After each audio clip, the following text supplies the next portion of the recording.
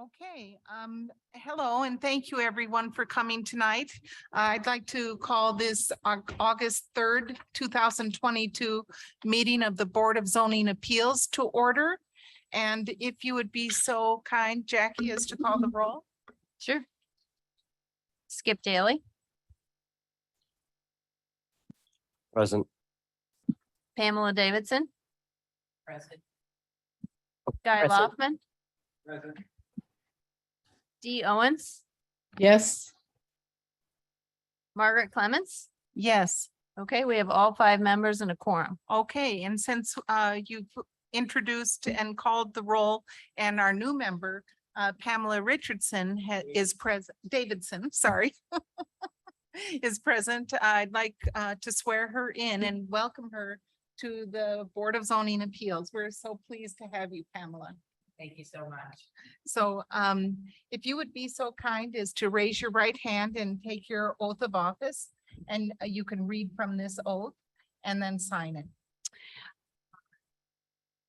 I, Pamela Davidson, do solemnly swear that I will support the constitutions of the United States of America and of the state of Indiana, and that I will faithfully and impartially perform my duties as a Monroe County Board of Zoning Appeals member according to the law and to the best of my skill and ability this 3rd day of August, 2022. Thank you so much Thank and you. welcome. Yes, and now that that is taken care of, would you please introduce the evidence? Yes, I'd like to introduce the following items into the evidence. The Monroe County Comprehensive Land Use Plan as adopted and amended, the Monroe County Zoning Ordinance as adopted and amended, the Monroe County Subdivision Control Ordinance as adopted and amended, the Board of Zoning Appeals Rules of Procedure as adopted and amended, and the case is advertised and scheduled for a hearing on tonight's agenda. Is there a motion to approve the evidence? Okay. And a second? Okay, would you Second. please call the roll? It's been moved and seconded to approve the introduction of evidence. Pamela Davidson. Agree. Okay, Guy Loftman. Dee Owens, Yes. Margaret Clements. Yes, Skip Daly. Yes. Okay, motion passes 5-0.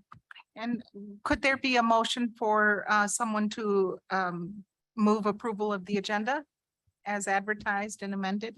So moved. I second that. Okay, I'll call the roll. Guy Loftman, Yes. Dee Owens, Yes. Margaret Clements. Yes, Skip Daly, Yes. Pamela Davidson. Yes. Okay, motion carries 5-0. okay, there are several sets of minutes on the agenda. And I'd like to just have a kind of a show of hands here, if you would like to approve them individually or collectively, and if people are ready to do that. I am ready to approve them collectively now. Yes, also myself. That's fine by me. Yes.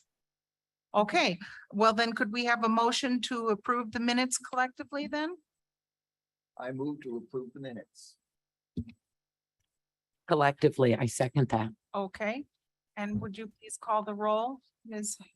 Yes. Nestor Jellens? So I will call approval on the collective minutes. And just a note for anyone that was not present at any of these BZA minutes, as long as you had a chance to review those, you may vote still, even though you were not present.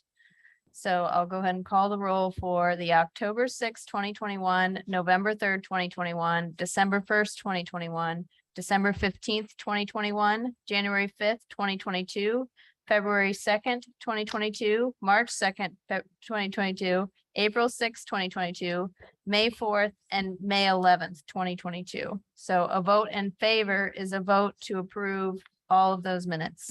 Dee Owens, Yes. Margaret Clements, Yes, Skip Daly, I will abstain until my pending motion is handled Okay. regarding the way that we handle minutes moving forward. okay. Pamela Davidson, I'm sorry, I I second it, but I'm also going to abstain because I haven't reviewed all of them. okay. Guy Loftman, Yes. Okay, we pass the minutes 3-0-1. Or Okay. 3-0-2, I should say. Okay, and at the, before the meeting began, Mr. Daly had advised me that he would like to have an announcement. And we discussed that this would take place under administrative business. Okay, I just wanted to offer real quickly, before we get into business. We're here to obviously resolve property owners' challenges, but we need to remember that life is short and fragile, and I would like to request a brief moment of silence. In the last handful of days alone, we've lost not only our own Judge Kellums in a tragic accident, but today we lost Representative Wlarski in a separate traffic incident. So I would just like to request a brief moment of silence in remembrance of their lives and their service.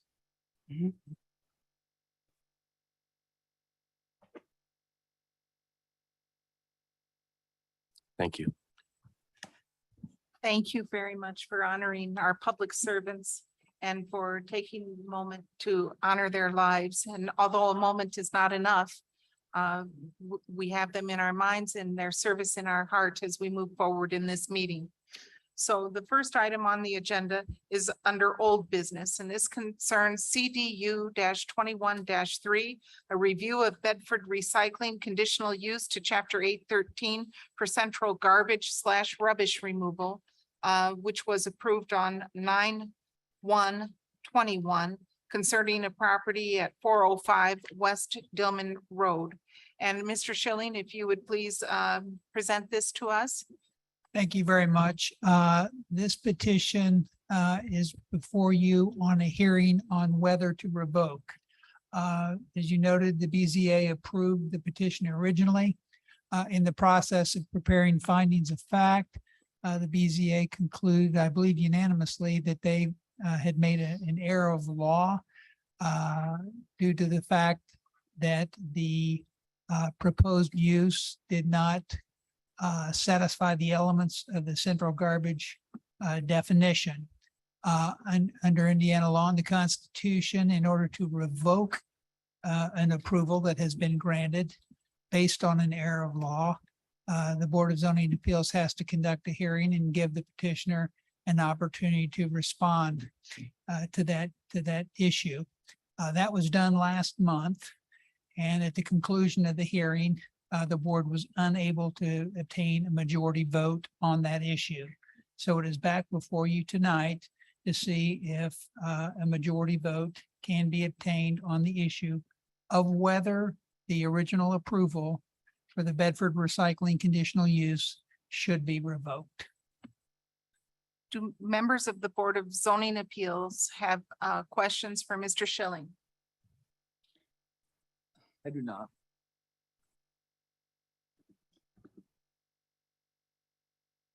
Yeah, I do. Yes. Oh, Ms. Owens. Thank you, ma'am. I read the materials and I think I understand it, but if Mr. Schilling could kind of explain it a little bit in lay people's language, it would be helpful. I will try. The original petition was for a central garbage refuse use, which is defined essentially as a type of solid waste facility. During the original hearing, and as a solid waste facility, the conditional use requirements require basically solid waste management district approval and county commissioners approval.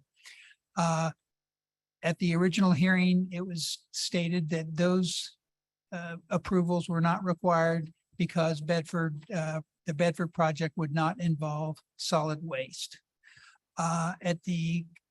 During the hearing, Bedford's representative stated that the central garbage condition definition really didn't apply to the use they were requesting.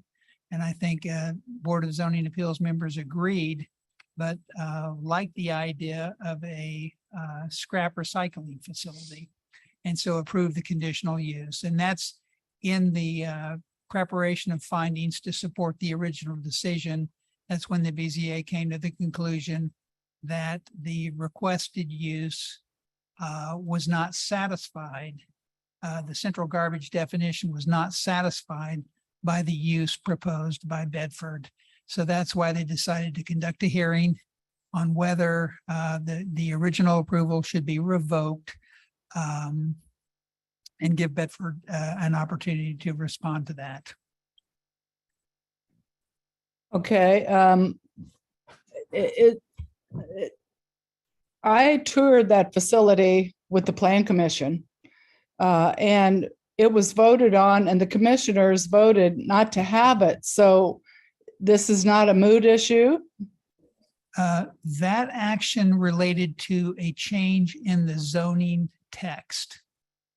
So granting a conditional use, if the BZA concludes that what Bedford Recycling proposed is actually a central garbage rubbish collection facility, then that would be consistent with the zoning ordinance and an approval could be granted. So the other option is just to change the text of the zoning ordinance to specifically allow for the scrap metal recycling facilities or scrap metal salvage facilities. And that's what was rejected or approved by the Plan Commission, recommended by the Plan Commission, but rejected by the county commissioners. So that's the legislative avenue. And the conditional use is the BZA or quasi judicial avenue. Thank you. That helps. Thank you. And Mr. Daly has a question. So the way I'm understanding this is we're not voting upon whether or not we approve this, but we're voting on whether or not there's enough evidence in front of us to demonstrate that this should be revoked. Correct? That is correct. Okay, so two separate issues as I see it. It's not whether or not we believe that this should happen or not. It's whether or not we believe that their current use now is not in compliance with the definition. Yeah, the use as proposed is not in The compliance. use with of that was proposed, which was approved by the board in September. Correct. Okay. But to clarify, if I might, that the board members felt that they made that approval in error. That was the subject of our last meeting. Is that not correct still? That the meeting that occurred took place in maybe December of last Yes. year. Okay. Yeah. And could you remind us how everyone voted? I believe it was a 5-0 vote. But we can quickly check that. That it was So an error. it is a link in the packet and let's Mhm. see. It was a 5-0. So those that were attending, Mary Beth Kesmarchik, Margaret Clements, Bernie Garitas, Skip Daly, and Vicky Sorensen. Okay, thank you. Thanks. Thank you. Okay, so are there any other questions from members of the Board of Zoning Appeals? Yes, Ms. Davidson? So it sounds as though in the county ordinance that we have, that scrap metal is not included. Instead, it's the definition of garbage, which is collection, transmittal, so on and so forth. So it's something that isn't in the county ordinance is what you're saying to us. Yeah, the scrap metal processing or recycling is not a listed use in the zoning ordinance. Thank you. Okay, well, if the petitioner is here and would like to speak, please come to the podium, sign in, and then I'll swear you in. Not sure. Are you an attorney, sir? Then I don't need to swear you in. Thank you. Thank you.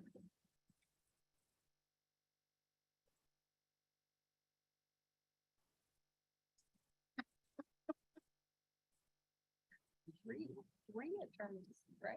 Four. There are four in this room. Just that we know of.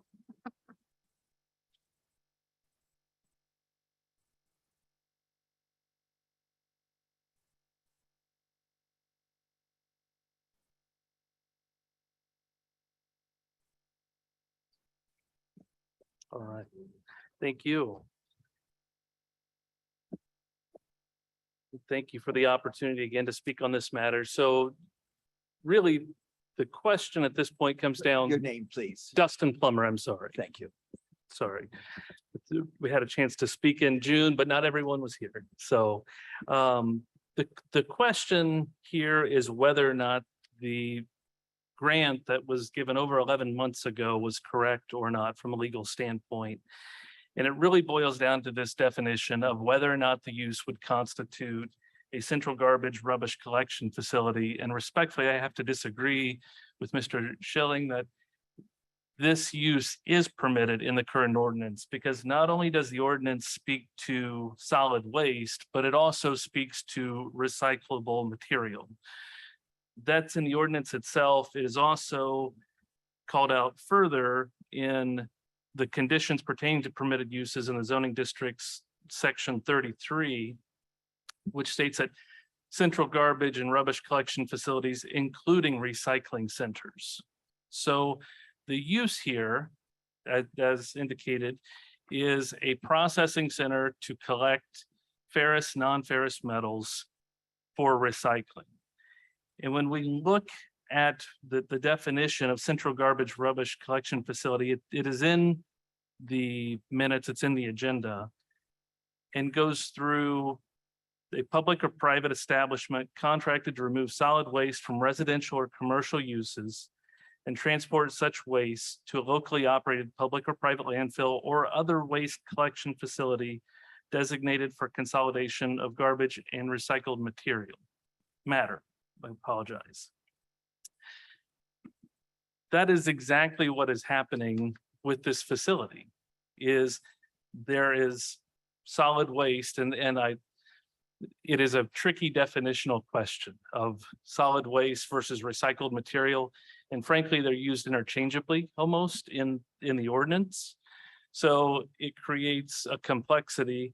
But one of the things in statutory interpretation, which we're using in the ordinance here, is we have to try to give effect to the full ordinance, the full language of the ordinance. The only way to do that is to read it as solid waste, garbage, rubbish, and recycled material.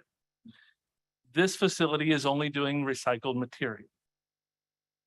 It is a permitted use and it fits within the variance that was granted by this board, again, over 11 months ago.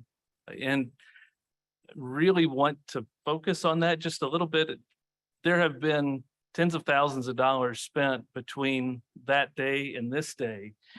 Overturning that decision now creates a lot of uncertainty. It creates, I think, a bad precedent, and it's a really high bar for the board to overturn the decision. There are other remedies available out there, such as through the courts itself, but for this board to begin coming back and changing its mind 11 months after it makes decisions creates too much uncertainty, and frankly discourages what I think would be a policy objective of this county in promoting recycling. To say that our ordinances don't allow a recycling center just kind of boggles the mind, and I don't think that's what our ordinances do currently. The other rationale given in saying that it didn't meet the definition is that there was a term used in September of 2021 of a scrapyard. And there's some reasoning that goes through in your agenda packet that says a scrapyard is not a permitted use. However, what I would encourage the board to do, and I think what the board did in September of 2021, is to question not how was it described, but what does it do? And what does it do? It's a recycling center. It is where metals can be brought. It is where my client can go and pick up and bring back metals to this facility. process them for recycling. So to say now that it doesn't fit the definition of a central garbage rubbish collection facility, it does. Is it a scrapyard? No. Was it incorrectly described as such? Potentially in the September hearing.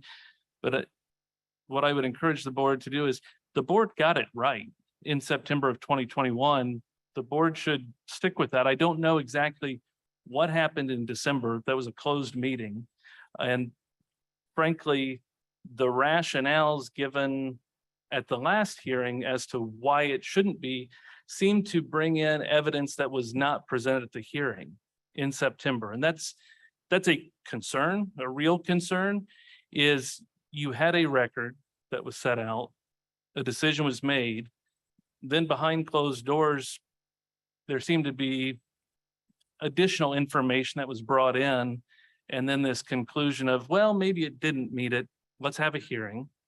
We have, and hopefully at this point, there can be a decision to reaffirm that September 2021 hearing and allow the conditional use to stand. Thank you, Mr. Plummer. Thank you. Thank you. Do members of the board have any questions for Mr. Plummer? I do. I'm looking at this this definition. And it seems to have with recycled matter and is certainly addressed in this this definition that I'm looking at. But it says public or private establishments contacted to remove solid waste from residential or commercial uses and transport such wastes. Is Bedford Recycling transporting these recyclable materials to the site? Sometimes. Tell me about those times. There are times, for example, in a commercial context where they may request that we bring a dumpster, which then we would pick up, that would be filled with these recyclable metals. Bedford Recycling would then go pick up that, bring it back to the facility. So one of the services that Bedford Recycling intends to provide is taking dumpsters to probably commercial uses. Commercial If it's, you know, we don't drive that many aluminum cans. And leave a dumpster there for a week or a month or a year till they fill it up with aluminum on one side and steel cans on the other. Correct. And who, I'm not sure quite who does that, who was, what sort of company has that volume of waste, aluminum or iron that this is going to be actual use. Sure. So and some of this Bedford Recycling would be better to answer, but I think in demolition projects or remodeling projects, for example, if you're removing siding en masse as opposed to transporting it, Bedford Recycling may be the one to go leave this material to pick up and then take back to the facility. I don't think there's any dispute here. It's anticipated that the majority of the material will come in from people bringing it to the facility, but there are some people who don't have the ability to load these units, whereas Bedford Recycling can provide that service. So I just want to make sure I've understood you, and I think I have. You tell me if I've got it wrong. One of the services that is intended is for Bedford Recycling to provide dumpsters to a demolition job that's knocking down the old courthouse, because they're building a new one and we're starting from scratch, and there's a lot of steel in there, and they're going to separate that steel on the site as best they can and then throw it in the dumpsters and you'll pick it up.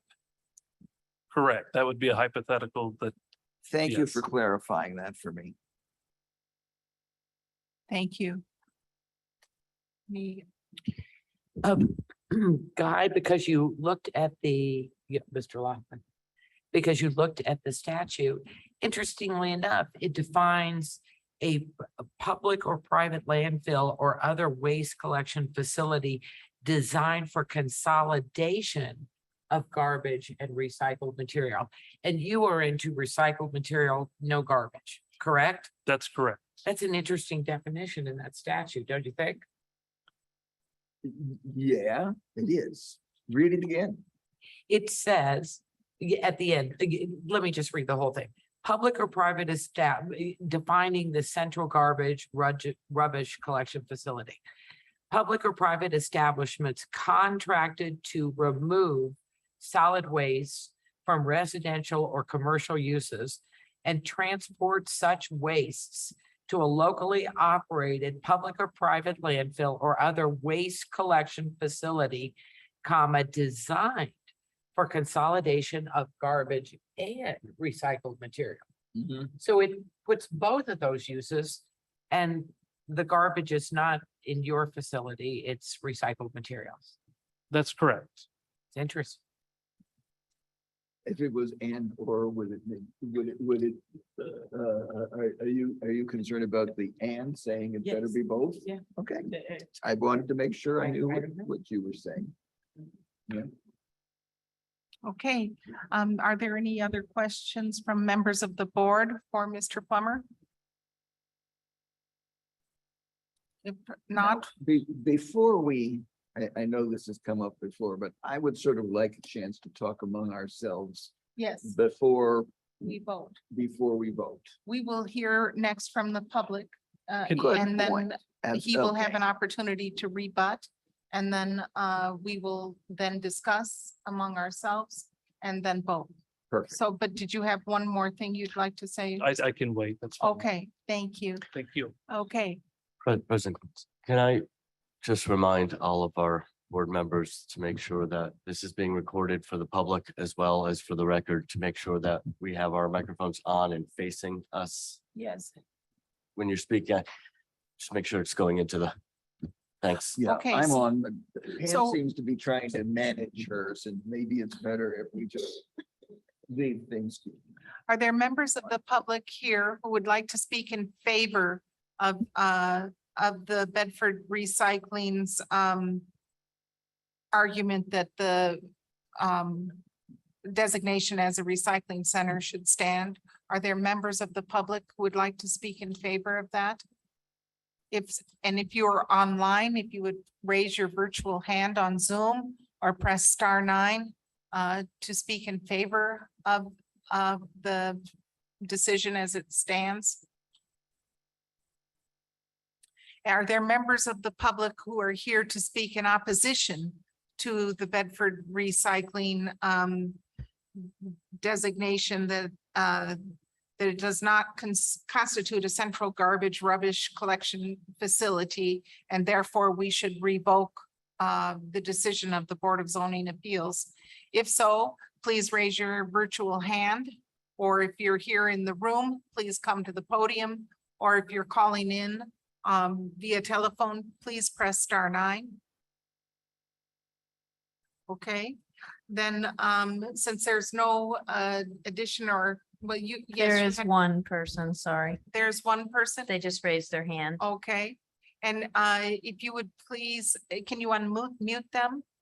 Yes, tech services, can you help the phone number? I believe, yeah. Okay, and so if the person is unmuted, would you please state your name and at home raise your right hand? And do you swear to tell the truth, the whole truth, and nothing but the truth? Yes, Ellen Siffin. Okay, thank you. And you have 3 minutes to speak about this proposal for this case. Hi, yeah. The only thing that is a concern is what does process for recycling mean? Thank you.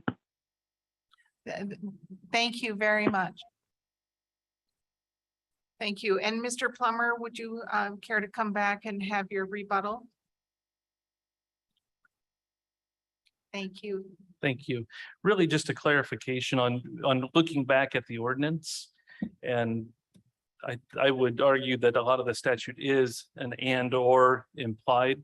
For example, it talks about to remove from residential or commercial uses.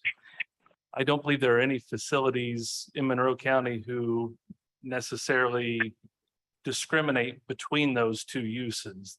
The other central garbage rubbish collection facilities take from both. So even though the ordinance says or, we read it as and or. And similarly, I think you would do the same with garbage and or recycled matter. You said the ordinance says or, this little piece I'm looking at says and. I'm sorry, prior, just 2 lines up. So where it says that public or private establishments contracted to remove solid waste from residential or commercial uses. So, And- Mr. Plummer, are you suggesting that the intent is more important than the grammar at this point? Absolutely.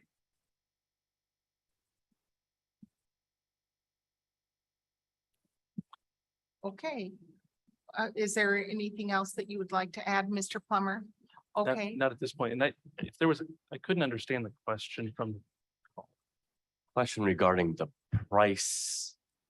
Was that what you're asking? yes, I read what are the prices of recycling? Is that what that question was about?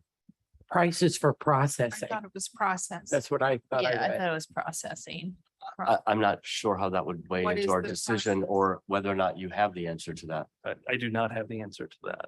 Thank you. Yeah, and it was process. Yeah. Yes. Other Yes. than the process that is in the record of it's gathered and then it is transported to another metal processing facility. This is a collection center only. Okay, thank you. So let's return to among ourselves, and if you have questions for Mr. Schilling or further discussion among ourselves, and then we could take a motion and a vote. Well, I've reviewed the meetings. Sorry, Guy, if you could speak into the mic, it's difficult for the audience to hear. I'm the one usually complaining about that, so. I reviewed carefully the December 15th minutes. And the order of operations, as I read it, is it was approved. Mr. Schilling was preparing the minutes and he said, we got a problem here. I certainly understand Mr. Schilling's position that we've got a problem here. And I understand Mr. Plummer's position that it's not entirely clear that Mr. Schilling is right. And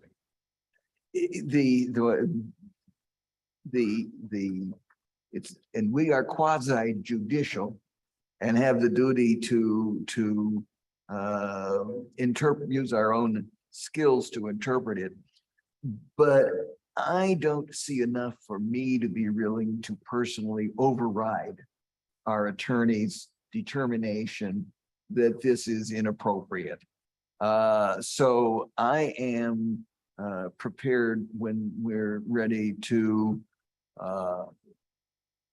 make the motion to, and it's a little complex, but to support the decision that Mr. Schilling has recommended. Revoke our. To revoke that determination because there was an error of law concerning the appropriate and applicable definitions. Mr. Daly? If you've found an error law, specifically cite this for me, because what I'm hearing is not overwhelming evidence enough to overturn a decision that this board makes, setting much like Mr. Plummer suggested, an ugly precedent for property owners in our county. We have a responsibility to use due diligence in our determinations, but in order to revoke a decision and to revoke a decision which was made a year ago, I think offers a scary whirlwind.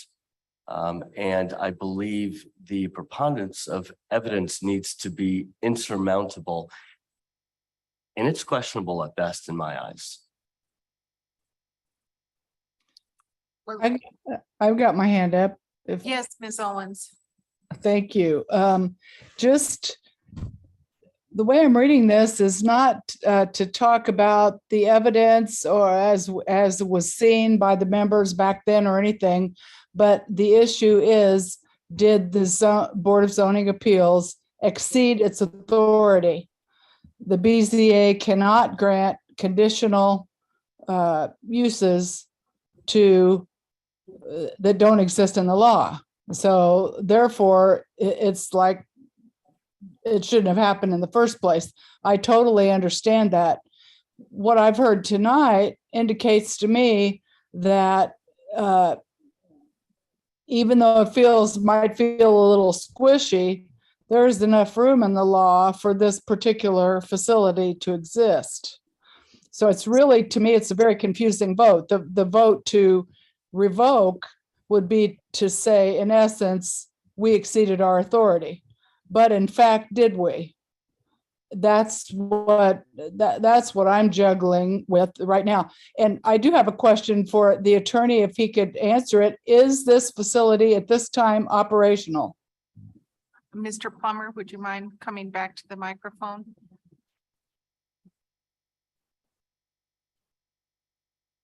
It is not operational at this point in time.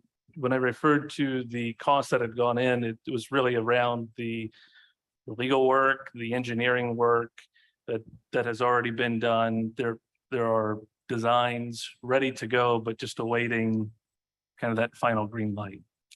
Thank you. Thank you. All right. And I'd like to give Mr. Schilling an opportunity to respond to Mr. Daly's question about the legal stance and the legal opinion that the decision was made in error.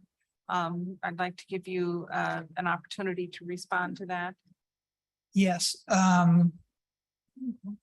the board in December made the decision to conduct a hearing to revoke, and that was December of last year. And the board has the authority to interpret its ordinances. So at that time, 5 members of the board felt that there may have been a mistake, and that's why they scheduled this hearing. The reason it's taken so long is because things were put on hold to see if the change in the zoning ordinance would pan out and provide a different option. So that's why it's taken such a long time to get to this hearing. If the board interprets the ordinance to say, no, our original decision was fine, that's the board's call, and that's fine. But that would be a departure from what happened in December. But it's a new board and you're entitled to make that decision. Mr. Lockman? I'd like clarification on one item Mr. Plummer mentioned. The December 15th, 21 meeting at which the vote was taken to say, oops, we made a mistake. I assume that was a public meeting. That wasn't a public meeting, and there are minutes and cats, and it can be watched. Yeah. So I think Mr. Plummer may have said it was made in when you were reviewing the minutes or preparing the minutes, you were sitting there at your desk figuring things out, and that was you doing your legal work for the BZA. Right. But Yeah. then when you brought it to the attention of the BZA, our attention, this board's attention, that was a public meeting. That is correct. Okay, thank you. Mr. Daly? There was also, to my recollection, a private meeting of the board and planning staff regarding this topic as well around that same time, was there not? We had an executive session before the regular session in which we discussed the strategy with respect to the judicial review of this issue. Yes. And I believe that's the meeting in secret, quote unquote, that Mr. Plummer was referring to. Okay, in executive session meeting. Correct. Also. I'm sorry. That's correct. And also, there's a reason that there had to be another public hearing about this because Bedford Recycling wasn't present at those meetings. Fair enough. So this is all very obscure stuff. There was there is a pending lawsuit or is a threatened lawsuit? Correct. Which Um, is it, pending or threatened? It's pending. Right, a lawsuit's been filed and the board, you felt it appropriate, the board felt it appropriate to be informed about the status of the lawsuit and how this decision could impact it. So that was considered in executive session, which is private, the public's not admitted to it. And then following that executive session, the decision was made to determine that an error of law had occurred and they'd exceeded their authority. Correct. Got it. Thank you. Okay. Are we ready for a motion or any other discussion? I'd like to make a comment. I can fully appreciate the work you've done towards this. I can fully appreciate that. But I also understand that statutes mean things and they are strictly defined all the time. And there are appeals that drag issues on longer than anybody would wish. In terms of the language, the fact that the commissioners know from that hearing that the county doesn't really cover scrap metal in the same way that the city might do is something I think that probably should be in their purview, be taken under their consideration to say, yes, we're going to allow this for the county because we all want to recycle. Everybody wants to recycle. It's fantastic use. Is it a permitted use within the county rules, regulations, and ordinances? That's the entire question. That's right. And with that question, I don't believe we have a negative that has been answered. And therefore to revoke the decision, I think is wrong and potentially dangerous. It's a close call and I certainly understand that position. Dangerous? The dangerous precedent that we're setting and message that we're sending that the BZA can turn around and determine 6 months, 11 months, 3 years later that we've erred when something is not concrete. Let's be honest, this ordinance is not concrete. The example that Mr. Plummer used with the and/or example, that's a reasonable interpretation. When you were suggesting that it requires recyclable materials and garbage. And he came back and mentioned that, well, the same and or that should be intended there is not written in the obverse with and says or for residential and commercial. It is an unclear ordinance the way it is written, and his interpretation of this for this use is fair, and the board determined that it was fair, and I don't believe there's enough evidence to overturn that at this time. From my understanding of the ordinance, scrap metal processing is a completely different thing than trash and rubbish processing and normal household like tins and cans processing. That's where I think I myself made a mistake in approving the metal recycling. And there is a provision in the law that allows us to correct our previous mistakes. And we made that decision as a board in December of last year. and that this continues to go on. You know, we, as soon as we learned we had made a mistake, we tried to correct it so as to mitigate the costs and the potential ramifications for the unpredictability of businesses and business operations and the legal expenses involved. So from my understanding now, and I did not have this understanding then, scrap metal processing is a completely different area in the code as compared to trash and rubbish and other types of recycling. Am I correct on that, Mr. Schilling and Ms. Nestor Jelly? In the state code, that is true, yes. Pardon me? Yes, in the state code, that is true. In the state code, No, city code or state? Beg your pardon? county code? I missed a word. You said in the code and you said in the city code or the county code or The the state. state code? The state. In the state code, they State code. address scrap metal processing. In the county ordinance, we have what's called a junkyard use that deals with that type of Yes. operation. Junkyard use, and that's because our code hasn't been updated to really imagine all the various types of metal scrapping that occurs today as compared to when the code was originally written. You know, that was vehicular by and large.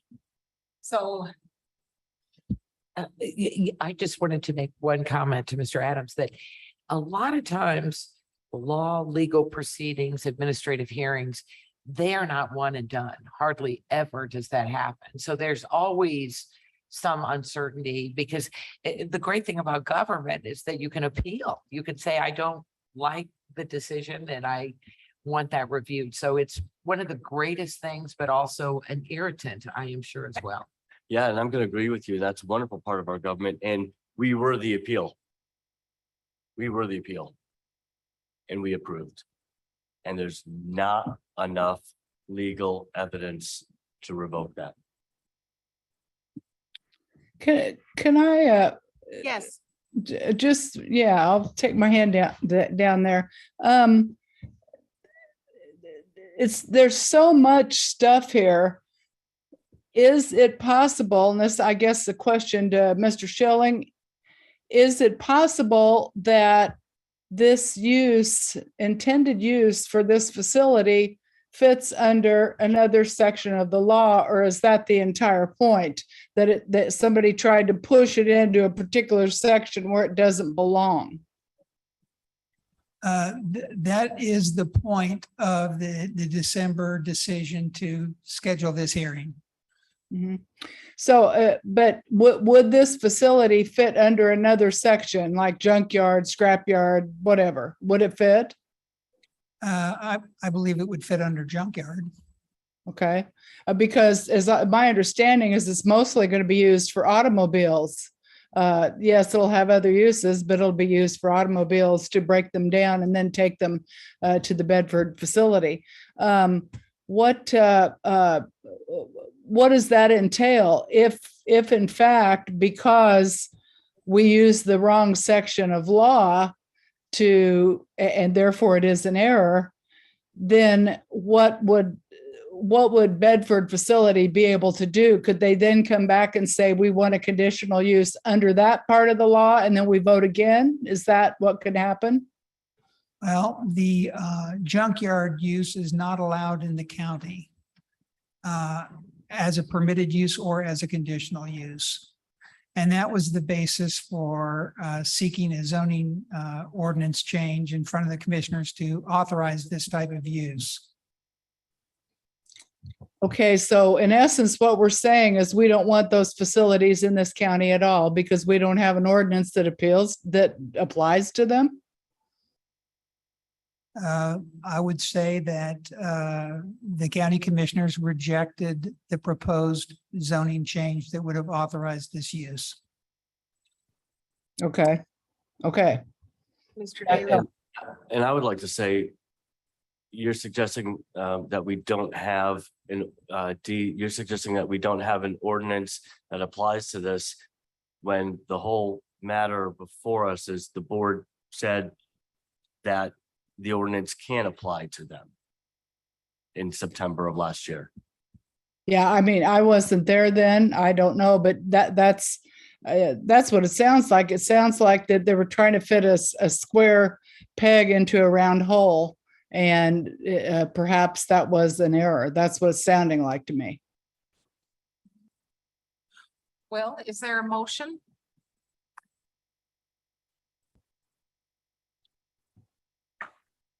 Mr. Plummer, please. Yes. This is unusual, but I will allow it. Yes. I appreciate it. The one thing that I would say is this is a recycling center, which is, so recycling center isn't necessarily defined. It's not a junkyard, and there's nothing in the record that says it's primarily going to be processing automobiles. So I'm not entirely sure where that came from necessarily. There's also no distinction in the ordinance that says we're going to allow certain kinds of recycling collection facilities and not others. It's grouped into one. This is a recycling collection facility that's permitted by the ordinance with the variance here. Thank you, Mr. Plummer. Yes, Mr. Lockman.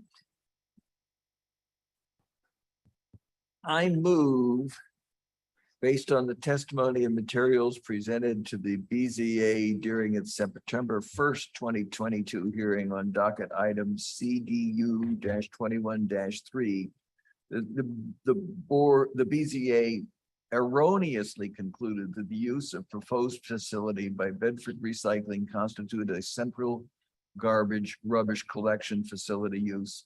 Therefore, that decision should be reversed. Is there a second? I will second that. Okay, there's a motion and a second to revoke the conditional use granted to Bedford Recycling for the central garbage rubbish collection facility. A vote in favor is a vote to revoke the conditional use. Margaret Clements, Yes. Skip Daly, Strong no. Guy Loftman, Yes. Dee Owens, No, Pamela Davidson. Sadly, yes. Okay, the motion passes 3-0 to revoke the conditional use. Mr. Plummer, thank you for coming, and I'm sorry this was so long, and that we give our best wishes to Bedford Recycling as a committee, and sorry for the confusion. Thank you. Thank you. Thank you. And my apologies, I said 3-0. I believe it's 3-2 was the Yes. vote. Okay, moving on to new business. We have three variances, 22-9A, B, and C concerning Park Avenue Revocable Trust Minimum Lot Size variance, Park Avenue Revocable Trust Side Yard Setback variance, Park Avenue Revocable Trust Buildable Area 15% slope variance concerning a 0.55 acre parcel in Benton North Township. And it's at 9343 East Oak Lane. And Ms. Behrman, will you please present the case to us? Sure. All right. So to introduce this, it is VAR 22-9, and it does have three parts.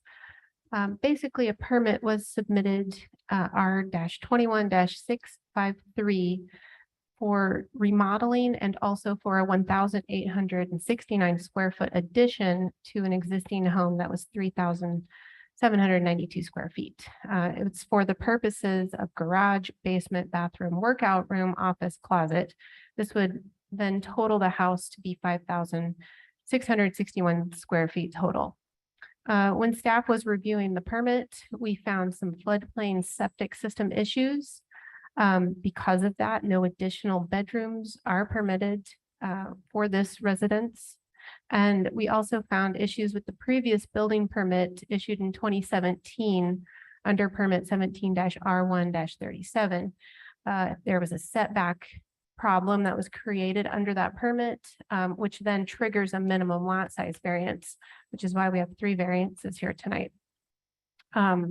I do have a summary table here of those. So we have the minimum lot size is required to be 1 acre in the SR zone. The petitioner has 0.55 acres. They need this variance to keep the existing home. We also have an echo happening. No?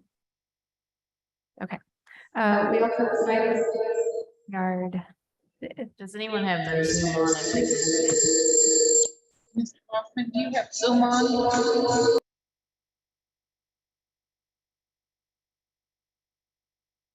Okay, I'm gonna try again.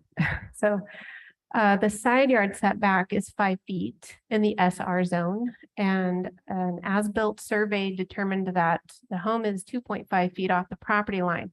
Because of that setback issue, that's what triggered the minimum lot size. And then we're also dealing with the addition is going to be encroaching into restricted slopes. Structures are not allowed to be on slopes greater than 15%. Here, we're looking at slopes greater than 24%, according to our LiDAR data. I do have a crossed off variance because there have been 3 different reiterations of this design presented to planning staff. One of those designs eliminated the necessary minimum lot width variance. So I was going to delve into the permit that was issued in 2017. It was for a personal residence interior remodel, and then also an addition. We see that permit here on the left, and on the right is the site plan that was presented at the time. This is not a certified site plan, but they have stated that they have a 6-foot setback that they'll be meeting on that eastern property line. The as-built survey showed otherwise at 2.5 feet. I wanted to do a timeline of history here. The upper left photo is the home in 2011, how it existed. And then in 2017, that permit was not what planning would call a remodel and addition. That is a demolition. And when they rebuilt it, and that is the picture at the bottom there, they built that 2.5 feet off the property line, and it does not meet setbacks. This is the result of that, what staff would basically call a new residence. And the upper left picture is that eastern property line showing it 2.5 feet off the line. The upper right picture is taken with my back towards Lake Lemon. Those orange arrows are pointing at a delineated floodplain, which we'll get into just shortly, but just wanting to depict that we do have floodplain on the property. And then the bottom picture depicts the residence and where the slope is going to be an issue. They want to do several additions to the home. One of those is going to be encroaching into the steep slopes here on that bottom picture to the front and right of the house. So now we'll get into the floodplain issue.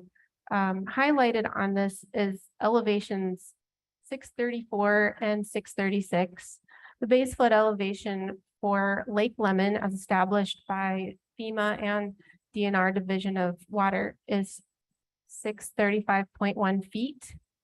So somewhere in between those, staff recognizes that we have a delineated floodplain. The map is not accurate here. So that's why when staff sees, I am the floodplain administrator for Monroe County. So I did this review.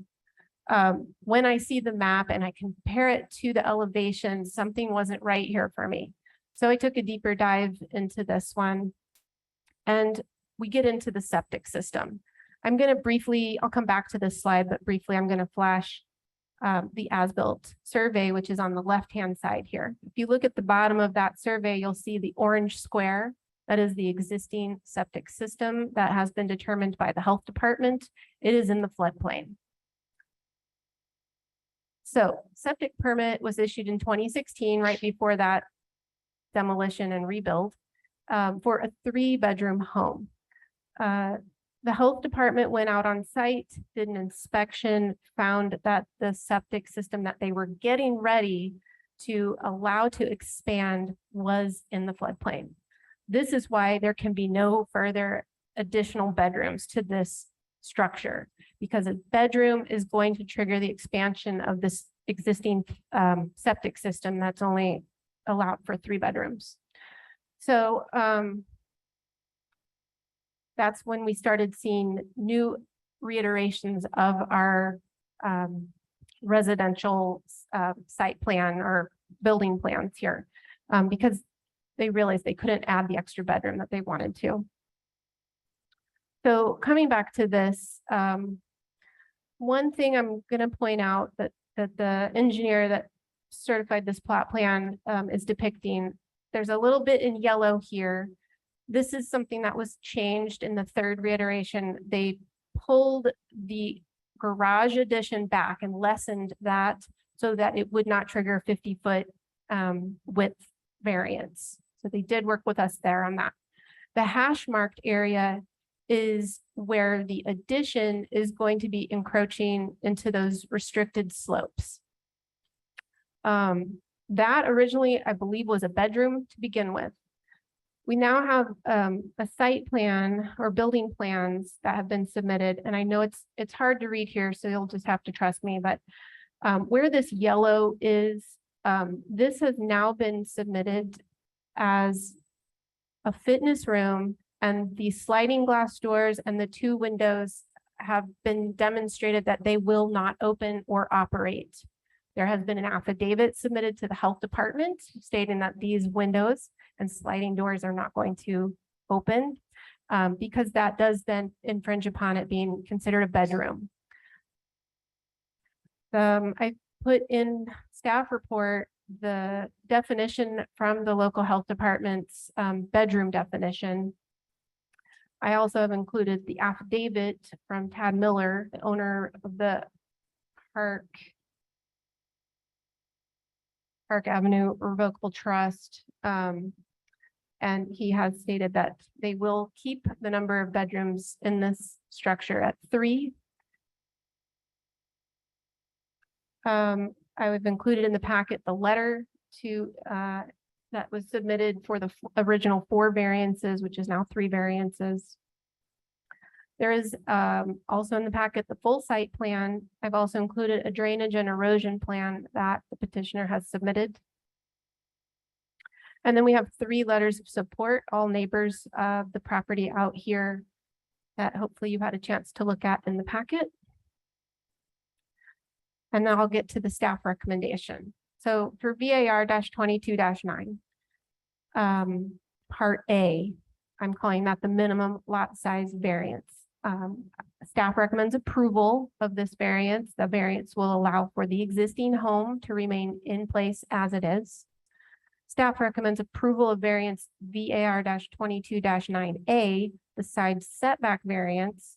This variance will allow for the existing home to remain in place as it is. And staff recommends denial of variance VAR-22-9C, buildable area variance for slopes greater than 15%.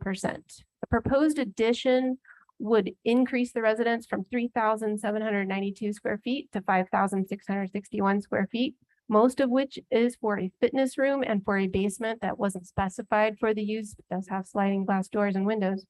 The practical difficulties exist in that the structure could be redesigned and not impact those restricted slopes. Steep slopes are not a unique condition to this area and should be incorporated into the design accordingly. Does anyone have any questions? I do have a quick question for you, if I may. Mr. Daly? You were talking about, could you bring the slide back up that showed the septic system? This one here. Can you tell me what that blue line is? Yes, that is, and I highlighted that so that you could very well see it, but it is dash F dash all through there. And that is the delineated floodplain for the elevation of 635.1 feet. Okay, so to the top, so 15% of that orange, the orange triangle, rectangle is in the floodplain and 85% is out of it? Is that what I'm That appears to be what the health department was discovering when they did their field inspection and taking probes and pushing those down into the ground. Yes. And of course, my 15% Yeah. is just an eyeball, nothing official. Uh-huh. And can you tell me the date of the federal survey The survey, to determine 651 or 635.1? yes, we can do those immediately nowadays through a DNR website called the Indiana Floodplain Portal 2.0. Takes me about 3 minutes to pull up what a base flood elevation would be for an area such as this. But the federal determination dates, sometimes they don't look at these again until requested. Yes, DNR has best available data that they utilize, and they've been incorporating new mapping that federal government recognizes, though it's not used for insurance purposes yet, because that would change more language. So I would stand by that 635.1 because it's really based on the dam level of Lake Lemon. And so it doesn't, that's not going to change the dam height and how that is incorporated. But this is not necessarily the rationale for your denial of Part C. Correct. This is why they changed their drafts 2 times To this. so they could fit the bedroom definition. So they attempted to work within the floodplain limitations based on adding another bedroom, which would not be allowed based on the capacity of the septic, which is 15% or so in the floodplain. Yeah. And now they've changed it to what is unacceptable for you. That the fitness room, is what is encroaching into this steep slope, which was once previously a bedroom. I think that the designer could have redesigned the house, maybe put that higher up. Fair enough. I was just trying Yeah. to dig a little deeper to get a better understanding No, that's great. of your denial of Part C of there. So Yeah. thank you for Mhm. your help. Thank you. Any other questions for staff? Well, that was a helpful discussion. So let me, by saying the fitness room isn't a bedroom, they made it so it wasn't 4 bedrooms. But the fitness room itself violates the slope, the angle of the slope. I would say yes, and it incorporates extra basement and a porch that extends out, that the porch The- should not be accessible through that glass sliding door anymore, 'cause the door can't open. Got it. Thank you. Thank you. Okay, well, is the petitioner or the petitioner's representative here, and would you like to address the Board of Zoning Appeals?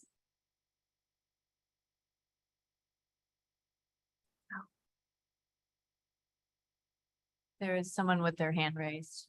Okay. It's Chelsea Moss. Oh, okay, Chelsea Moss, you'll have 15 minutes to advocate for this, these variances. Good evening. Oh, Can you could hear you me? please state your name and raise your right hand, and do you swear to tell the truth, the whole truth, and nothing but the truth? Yes, my name's Chelsea Moss. I'm with Abram Moss Design Group, and I swear to tell the truth, the whole truth, and nothing but the truth. Thank you very much. Okay, well, you have 15 minutes. Thank you. Okay, thank you. So I wanted to touch on a few things. Thank you, Tammy, for putting that together. I think you went through a lot of the details here, but wanted to touch on a few items. So we did go through several iterations on the floor plan. The original floor plan did have that listed, that area actually listed as a den and a bedroom. There were 2 rooms in the area of the fitness, that fitness area. But in talking with my client, he never really was concerned about adding a bedroom to the space. He wanted some fitness space, some den area. So we worked through a few iterations to get that where it would fit and not expand the septic system. The porch area, I know that does look a little strange, having a porch that you can't access from there, but a huge part of that is to provide some coverage for the AC units. They're housed underneath it. Right now, those are a little bit of an eyesore. This kind of camouflages those. So it's more concerned about that as opposed to actually providing a porch area for living purposes. The addition to the front is not only to expand the floor space of the house, but to also address some major issues with the previous renovation, new construction that Tammy showed in some of those aerials previously. When they redid that, one of the things you'll notice in the aerials, I'm not sure if you're able to do this, Tammy, but if you could bring up the slide with the historic aerials on it, you'll notice the area we're talking about was actually not a natural slope. That slope was steepened and further constructed as part of this demolition and rebuild. So we're not talking about building on a natural steep slope here. When they did this reconstruction, the entire new concrete drive that you can see in that lower picture for the house as it sits now drains right to the front door. They have flooding issues, and that water basically comes down, hits right in front of the front door, and then washes out to the west. In speaking with Tad, I spoke with him on Monday, and he said since I believe in the last couple of years, they've seen a foot of erosion, of soil erosion happen along the west side of the house as a result of how this washes through that area. So what we would be looking to do in doing the addition, we're reworking how the grades on that front drive, reworking how that all fits, and then stabilizing that slope along the west side of the house, all in together, and really getting that to work the way it should have been done when this was constructed. It looks like it was constructed, best we can tell, in like the 17-18 timeframe. I think that's how the aerials are kind of depicting it. And my client, Tad Miller with Park Avenue Revocable Trust, he purchased it in the 2018 timeframe, around May of 2018. So he kind of walked into this, and it had some problems, and that's what he's trying to address the problems, make it a bit more suitable to their needs with the addition, and get this to work more cohesively. So although he appreciates the fact that, you know, we don't want to be disturbing steep slopes, as this is all near, right near the lake, in this instance, because of the way this man-made created steep slope was installed, it's eroding way more now than it will after fixing it with the addition and the drainage improvements we're doing along with that addition. So I'm open to any questions. Do members of the Board of Zoning Appeals have questions for Ms. Moss?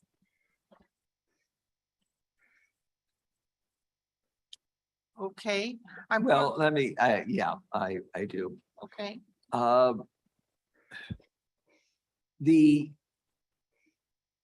understand that there are drainage problems. I understand that they were created by a prior owner, and you're trying to clean them up.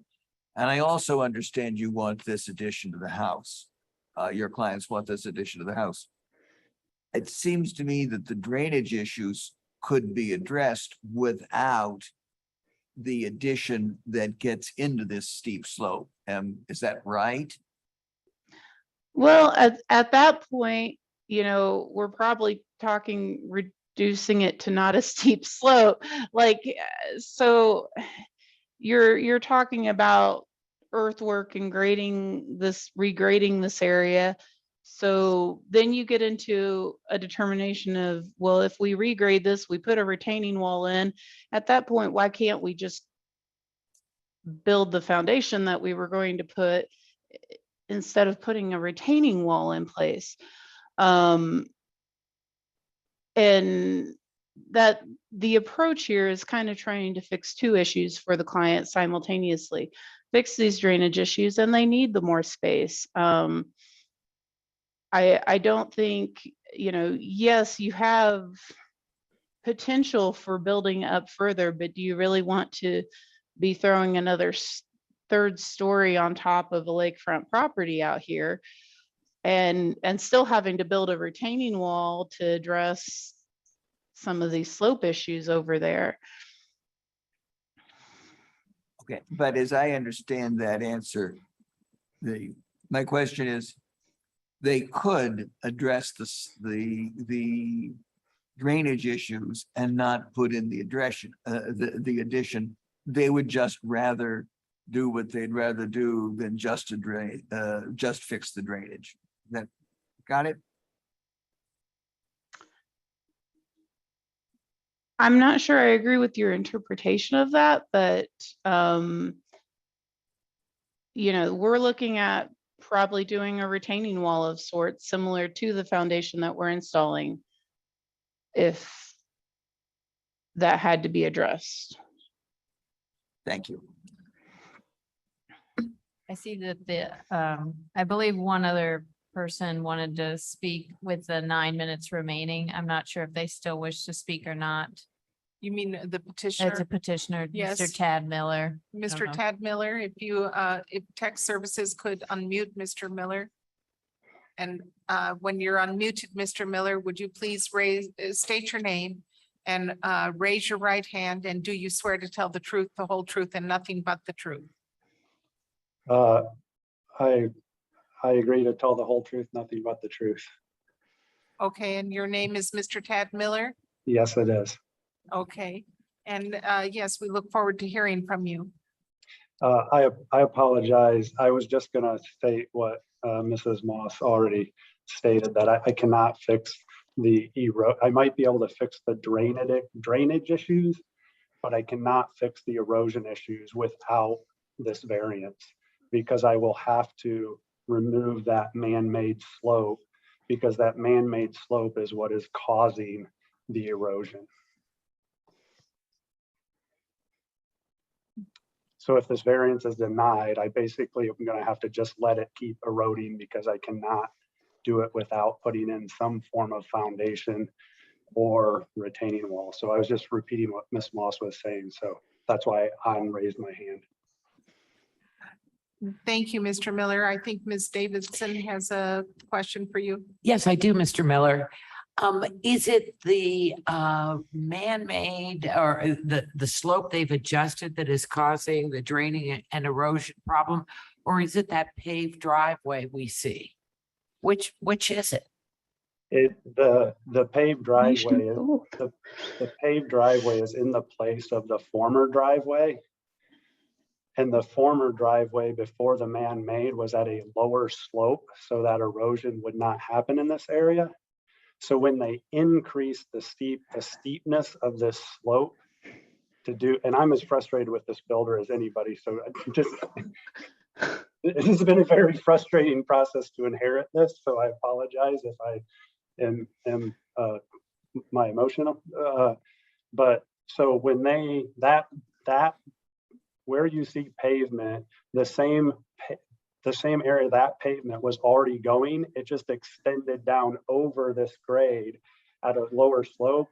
And basically all that water ran all the way down in, and it didn't erode.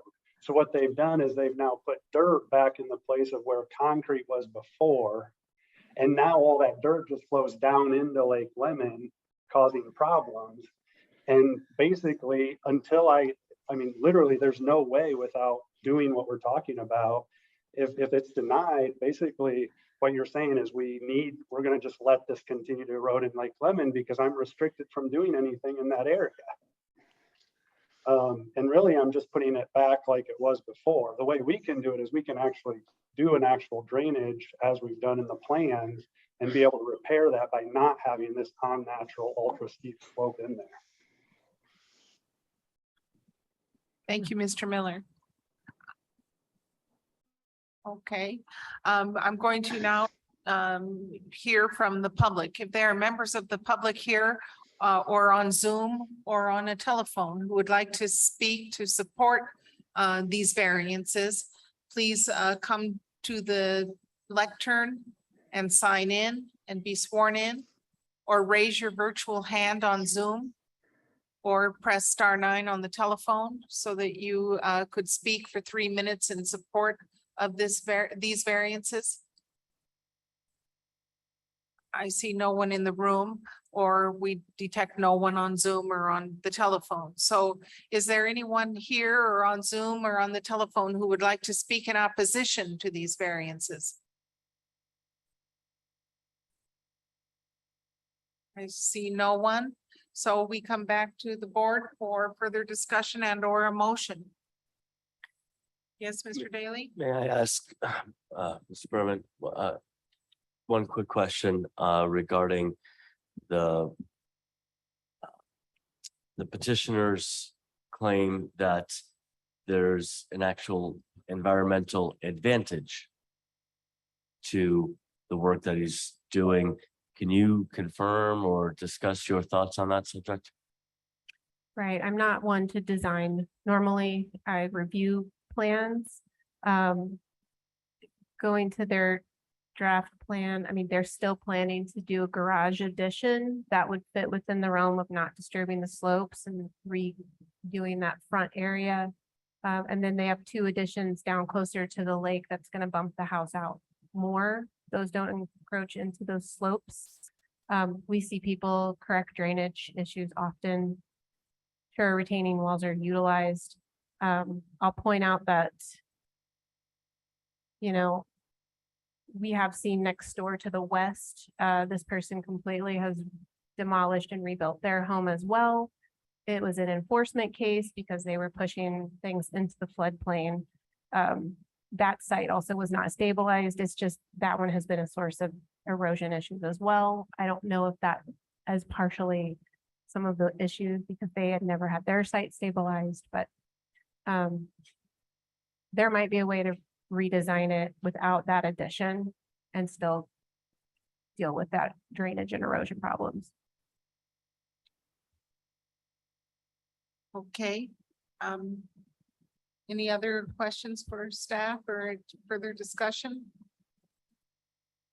Not, we can have a motion.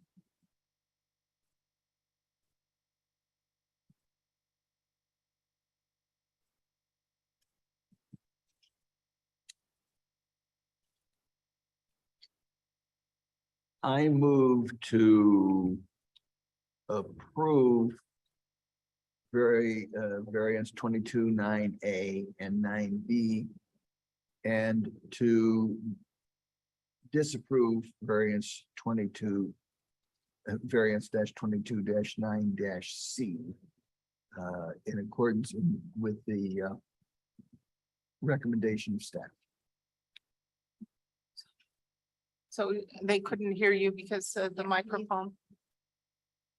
Let me shift over here a little bit and see if that's going to help. I'm sorry.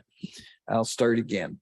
I move that we approve the variations of variance 22-9A, 22-9B, and deny variance 22-9C in accordance with staff recommendations.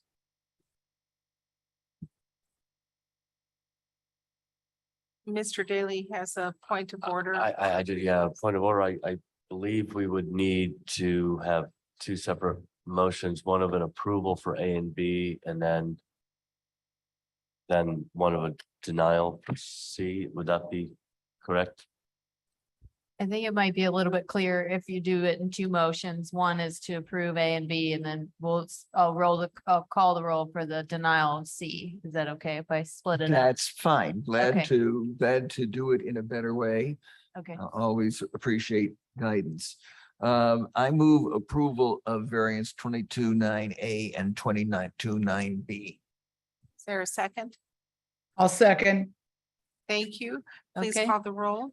There's been a motion and a second to approve VAR 22-9A minimum lot size and VAR 22-9B side setback variance.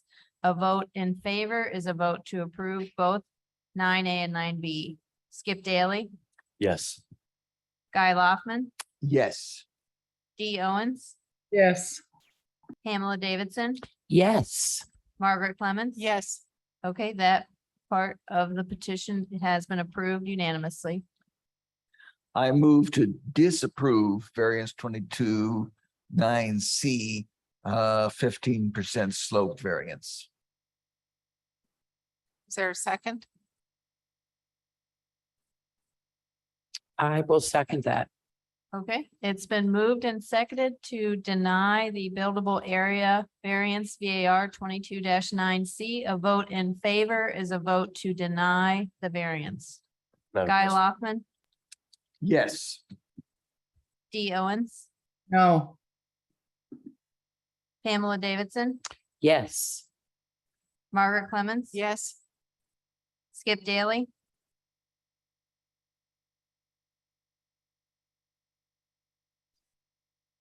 Yes. okay, that motion passes 4-1. Thank you. Thank you, Mr. Miller. Thank you, Chelsea Moss.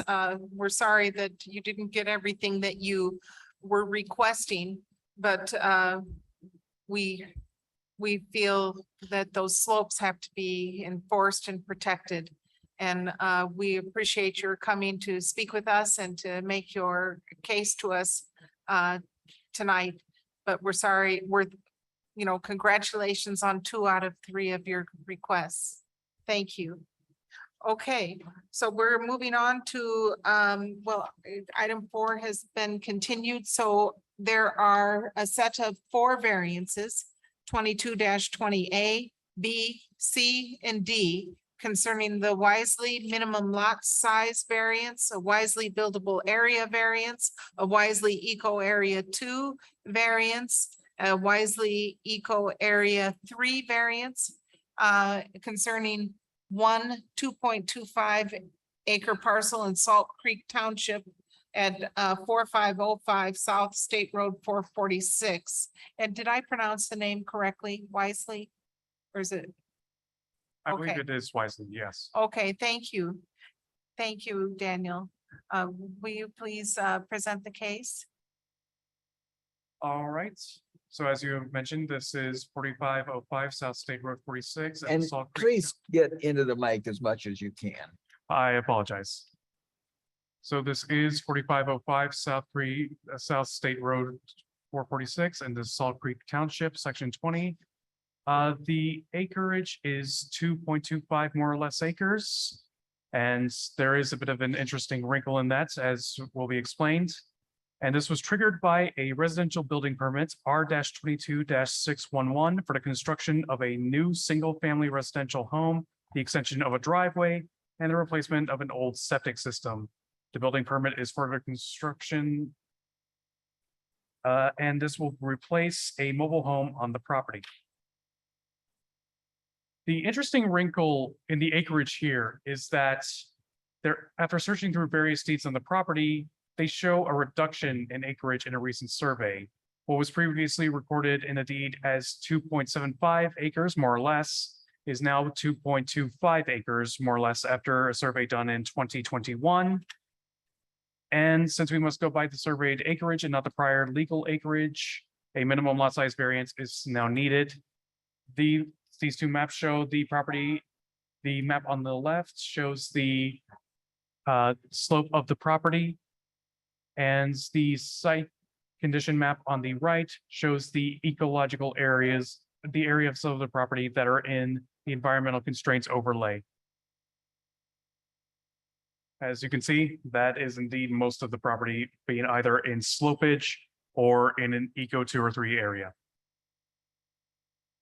These are images of the property itself. The one on the left shows the mobile home as it stands now, along with a freestanding shed. And the one on the right shows, I don't know if my photography skills are up to snuff, but that is supposed to represent the slopage towards the back of the property. If approved, if this is approved, I'm sorry, I've been getting it a little out of order. This is also a zoomed in image of the site plan showing the various areas where it slippage goes over 15% or 18%. This diagonal line right here shows the separation between the Eco 2 area and the Eco 3 area. So everything north and west of this diagonal line is Eco 3, and everything south and east on this property is Eco 2. So if approved, our residential building permit R-22-611 may continue as the petitioner intended with the conditions stated below. If denied, then a new site plan will be needed. So staff recommends approval, and here I do want to make a correction based on the agenda.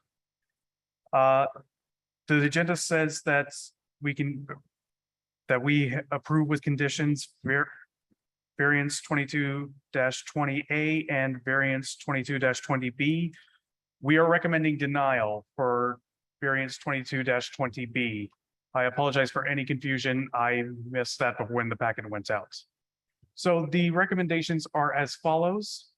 Staff recommends approval of variance VAR 22-20A minimum lot size variance with a condition that the petitioner must apply for a residential demolition permit concurrent to the residential building permit for the removal of the current mobile home. We recommend denial of the buildable area variance VAR-22-20B as where the area is, as the area where the mobile home is currently located, we believe offers adequate space for the new home if redesigned. Variance -22-20C, we recommend denial of the environmental constraints overlay area 2 variance as allowing, as a redesign of the home would probably allow them to move the home out of the Eco 2 area in its entirety. And we recommend a denial of environmental constraints overlay 3 variance, as there will be no practical difficulties in regards to Eco Area 3. A redesign of the home would allow them to move the house out of the slopage in the Eco 3 area while still maintaining setbacks. Thank you very much. Thank you. Do members of the Board of Zoning Appeals have questions for staff? In Mr. Daly? your in your discussion, you mentioned that a potential redesign with the same square footage would still fit within the parameters. Within the same square footage as the proposed home, which includes a 2-story home with an area of 1,350 square feet, an attached garage of 570 square feet, a deck at 200 square feet, and a basement of 780 square feet. Okay, so they could in turn shift a location. We believe that to be the case, yes. Okay, thank you. Thank you. So if the petitioner or the petitioner's representative is here, Mr. Deckard, if you would please sign in. How are you today? Good, good. It's good to see you again. Nice seeing everybody's face. Yes, thank you.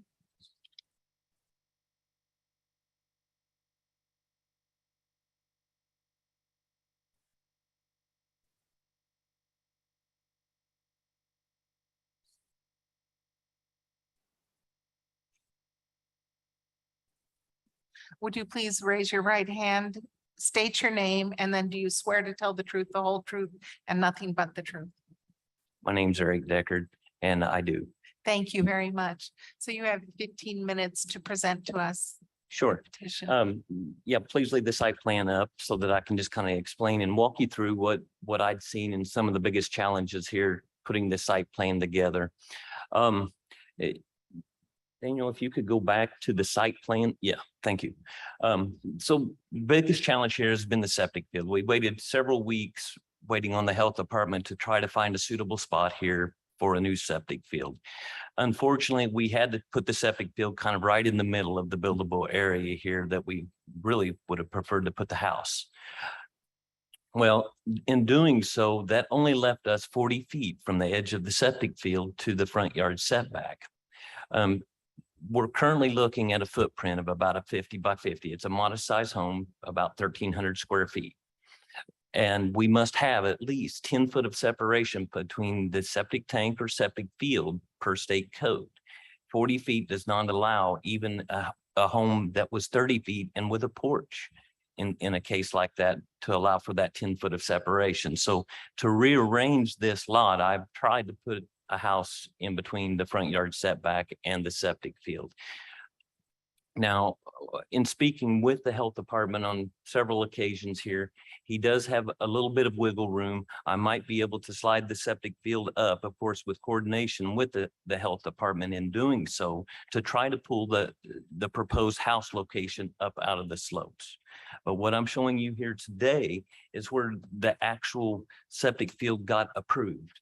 And I'm going to just throw it out here and say that, well, we're going to ask for the most disturbance that we can, since we don't know exactly how much the health department will be willing to allow us to adjust the house location. We've tried to mitigate the slopes for the driveway. As you can see, the area there that Daniel has highlighted in green, this is areas with some shallow slopes. And if you could go to, I think it's page 43, Daniel, which shows some of the slope shading. Yes. Okay. Thank you very much. So getting back to the driveway, you can see that there is, and I'm going to step away from the mic here for just a second so that I can point. There's a small shed that is located in that little corridor. Yes. And if you go to the picture on page 44, now you can see what I'm looking at here. That would be an ideal spot for a driveway. It's a shallow slope in that area, and that we wouldn't have to really do any mass grading of any sorts here or great disturbance here to put the driveway in there and have a side load garage onto the house. And if we could go back one more time, Daniel, to page 43. Looking at the front of the mobile home where it now exists, you can see there's a driveway that goes in front of the mobile home here. That driveway, to my understanding with the health department, was one of the reasons that we had to keep the septic field where it's at because of compaction to the soils in that area. And another reason for not wanting to slide the house in front of the septic field, not only is there not enough space, but there's a large oak tree that lies right in front of the mobile home, right on the edge of a steep grade there that we would like to protect for shade and for other aesthetic purposes. But if you have any questions with regards to the site plan or questions of why we were thinking of how to place the home on this site, be glad to try to answer any questions you may have. Yes, Mr. Daly. So planning department just told me that you could take the same square footage and shift it within that lot. Now I'm hearing from you, based on health department standards for the septic, that's not a possibility. That is correct. If you're looking, let's just hypothetically give a really narrow ranch situation. A narrow ranch would be what I would consider 30 feet wide. You would want a porch or deck or something off the back of it, which is going to be another 10 feet. You have 10 or 40 feet to work with here between the setback and the septic field. Now, with that, you've got to also have at least 10 foot of separation between that septic field and the structure itself. That is state code. And we still need room for a septic tank. You also mentioned in your testimony that there's the potential for some wiggle room from, who would authorize that? Would that be from the health department? Who would authorize? I'm sorry. You said there was the potential for some wiggle room. You said you might be able Yes. to. Now that this was conversation. Under that- whose approval? Under the county health Ryan department? with the health department. Yes. Repeat that. The health department. Health department. Yes, yes. I have a little wiggle room taking the septic field and pushing it uphill. And that would be a preference, to be able to pull the proposed home up out of those slopes a little further, because that's going to give us a better presentation to the home when you have the front of the home more level with the top of the hill than over the hill. So we want to try to get it up on top of the hill as far as we can. I'm interested to later hear from planning how that potential wiggle room might impact their recommendations. Gotcha. Any other questions?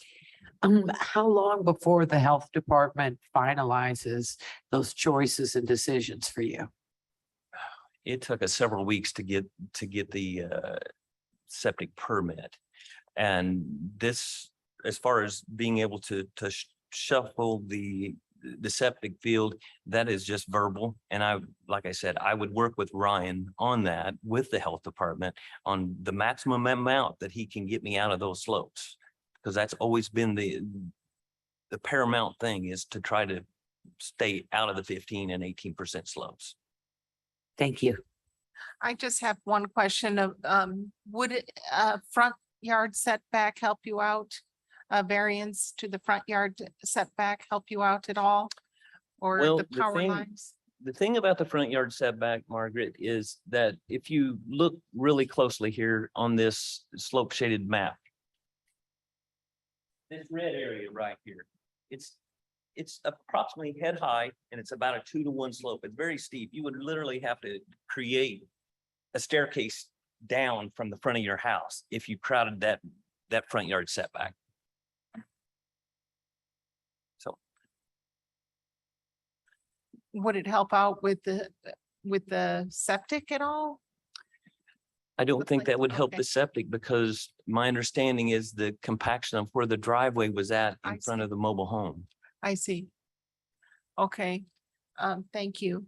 Any other questions for Mr. Deckard? Let me see if I've got this. You're gonna work, if you get some wiggle room granted by the health department, everything could be moved so it was less of a problem. Less of a problem. I don't think that there's any possible way that I could get it out of it. And I think that I might be able to move maybe 10, 15 feet, but 10, 15 feet's a lot better than where we're at now. Because then we could we're probably looking at 25% of the home lying in lying outside of the 15% slope. And if I can get it to 30% or even up to 50% out of that slope would be great. Right. Okay, thank you. Okay. Any other discussion or question from Board of Members? If not, I'm going to open it up to the public. Are there members of the public who would like to speak in favor of this petition? If so, come to the podium, raise your virtual hand on Zoom, or press *9 on the telephone. Are there members of the public who would like to speak in opposition to this petition? If so, please make yourself known. Okay, so we come back to the board for further discussion and questions for the staff and an ultimate motion. Yes, Mr. Daly. Are you aware of the potential wiggle room, quote unquote, that might be allotted by the health department? And if so, how would that 10 or 15 feet that the petitioner described impact, influence your recommendation at this point? And of course, So- my rationale for asking this is, well, if this could change something, perhaps we could, instead of denying, we could table and get a confirmation, or I don't know if that is moot. Yeah, so when Daniel answered the question about redesign, we don't necessarily factor in a certain minimum size that it's promised to anyone in the county for building a single family home. So this septic field is sized, I believe, for 3 bedrooms and includes, as Eric mentioned, an attached garage, a deck, etc. So when Daniel mentioned that it could be redesigned, it could be a smaller ranch or some sort of linear configuration. But if Eric is able to move the septic system forward, that may get him out of the Eco 2, which is that red triangle highlighted. That Eco 2 line is right there. But I believe that the entire area after the blue line is the 15% slope. So as you can see, only a very small portion of the garage and the sidewalk are able to be within the under 15% slope, as well as part of the driveway. I don't believe that they're utilizing the existing gravel driveway because again, that leads to the existing mobile home. So I think there also could be constraints regarding building closer to the road. It could be noisier, so I'm not sure if that's part of the justification for pushing it back, but I don't think that our decision would change, but if they could move it forward, they could be less in the slopes. Thank you. Mhm. Any other questions for staff or further discussion? I wanted to ask Mr. Deckard again. It sounds like this is still going on. It's information's being assembled, both from the health department and what we just heard from staff about that small portion and if the field changed, maybe it could be readjusted. And like I said, I'm kind of proposing to you the worst case scenario. This is what the health department has given me a permit and where they have given me a permit for. And like I said, I would entertain moving this forward if I can, if the health department will allow me or whatever, but this is what he's given me. And so this is what I have to work with, that I've waited several weeks to come to this point for determination. Sounds like you're waiting on the health department to definitively. Well, no, they definitively gave me a spot and like I said, I can see if Brian can move it a little bit more, but this is where I'm at today. And we've been at this since, well, this probably goes back to March or before. Mr. Daly? I'm trying to read the minds of my colleagues here and I think I'm getting a vibe that we might be more inclined to have a deeper discussion. Perhaps if you had that heart to heart with the health department and explored those options. Planning department has really done their homework here and I would like for you to be able to have this home, and I think I'm more inclined to make a decision based on if you could work some magic with the health department and come back. So I'm inclined to also suggest that we Continue. table this and come back for your own benefit. That's my thought. Is that a motion? To continue it, yes. To our next, I will second tabling. All right, I will turn that into an official motion that we table this before we do. What kind of timeline can you come back? Do you want 30? Do you want 60 days? I know. I mean, I would prefer to come back as soon as possible. Well, we don't Like want I you. said, if it was something that I could provide the board in writing from the health department, When if you- they can make a decision at an administrative meeting of sorts. When you come back, you're gonna need that definitive. So Mhm. 30 days suffice for 30 you? days will All right. suffice. I make a motion that we table this and continue it in 30 days. A second. sorry, Mr. Decker. Okay, thank Okay, so could you please call the roll? Yeah, Jackie? and just a note that the next meeting is actually gonna be on August 31st. So is that I- appropriate, I think? I apologize. I will rescind 30 days and I will say we table this until the next scheduled meeting. Okay, all right. So it's been moved and seconded to continue this to the next meeting, which is August 31st. I'll call the roll. Guy Loftman, Yes. Dee Owens, Yes. Pamela Davidson, Yes. Margaret Clemens. Yes. Skip Daly. Yes. Okay, it's been continued by a vote of 5-0. Thank you very much, Mr. Deckard. Mr. Wisely, thank you for appearing before us. And okay, so we're moving on to the next case. And that is VAR 22-21, the Pena and Souders minimum lot side width variance for 1 5-acre parcel in Benton Township North, section 35 at 8585 East Wilderness Trail. And this is Mr. Myers, but I think Tammy is going to be presenting this. If you would be so kind as to go over this with us. Sure. So this is also located on Lake Lemon. And they're requiring a minimum lot width. Looking at this, this shape of the parcel, it's got frontage along Lake Lemon. It's also in the site plan kind of shifted over. Don't entirely believe all of the parcel lines here. My arrow is kind of highlighting the home that we're discussing. The home and the garage were built in around 2000, and we recently allowed for a pole barn somewhere up in this part because it met the minimum lot width. But down in this part, it's only 134 feet, and the petitioner is wanting to do some additions. So they're wanting to construct an 812 square foot concrete patio on the front of their house. And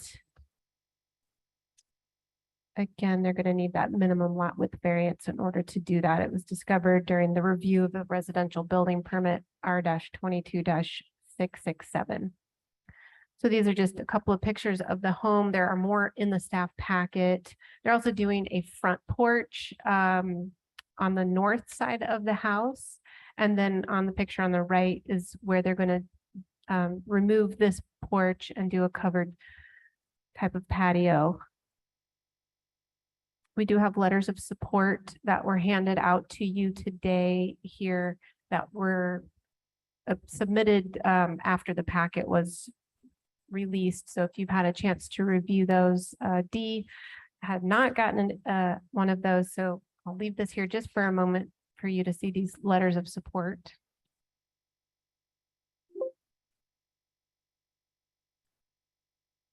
And then looking at their plot plan that they had, it was a certified plot plan. Again, we're delineating the floodplain here.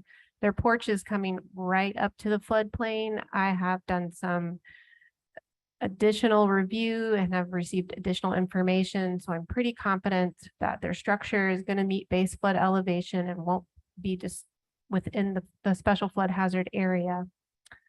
The black parts are also like the porch. Well, just above that is the porch expansion, another small expansion, and then this one. Staff recommends approval with conditions of variance request. Basically, because any new development or construction on this property must first receive the minimum lot width variance with the following two conditions. One is that prior to the start of construction, a licensed engineer or surveyor will clearly mark the construction limits with respect to the city of Bloomington's property lines, the base flood elevation contour 635.1 feet, and the tree conservation area for drip line protection for tree roots. Planning staff to inspect boundaries and installed erosion control measures prior to the start of construction. And condition number 2 is an as-built survey, including an elevation certificate, is required prior to certificate of occupancy release. Any questions? Does anyone have questions for staff? No. Okay, so if the petitioner is here and would like to speak, or the petitioner's representative?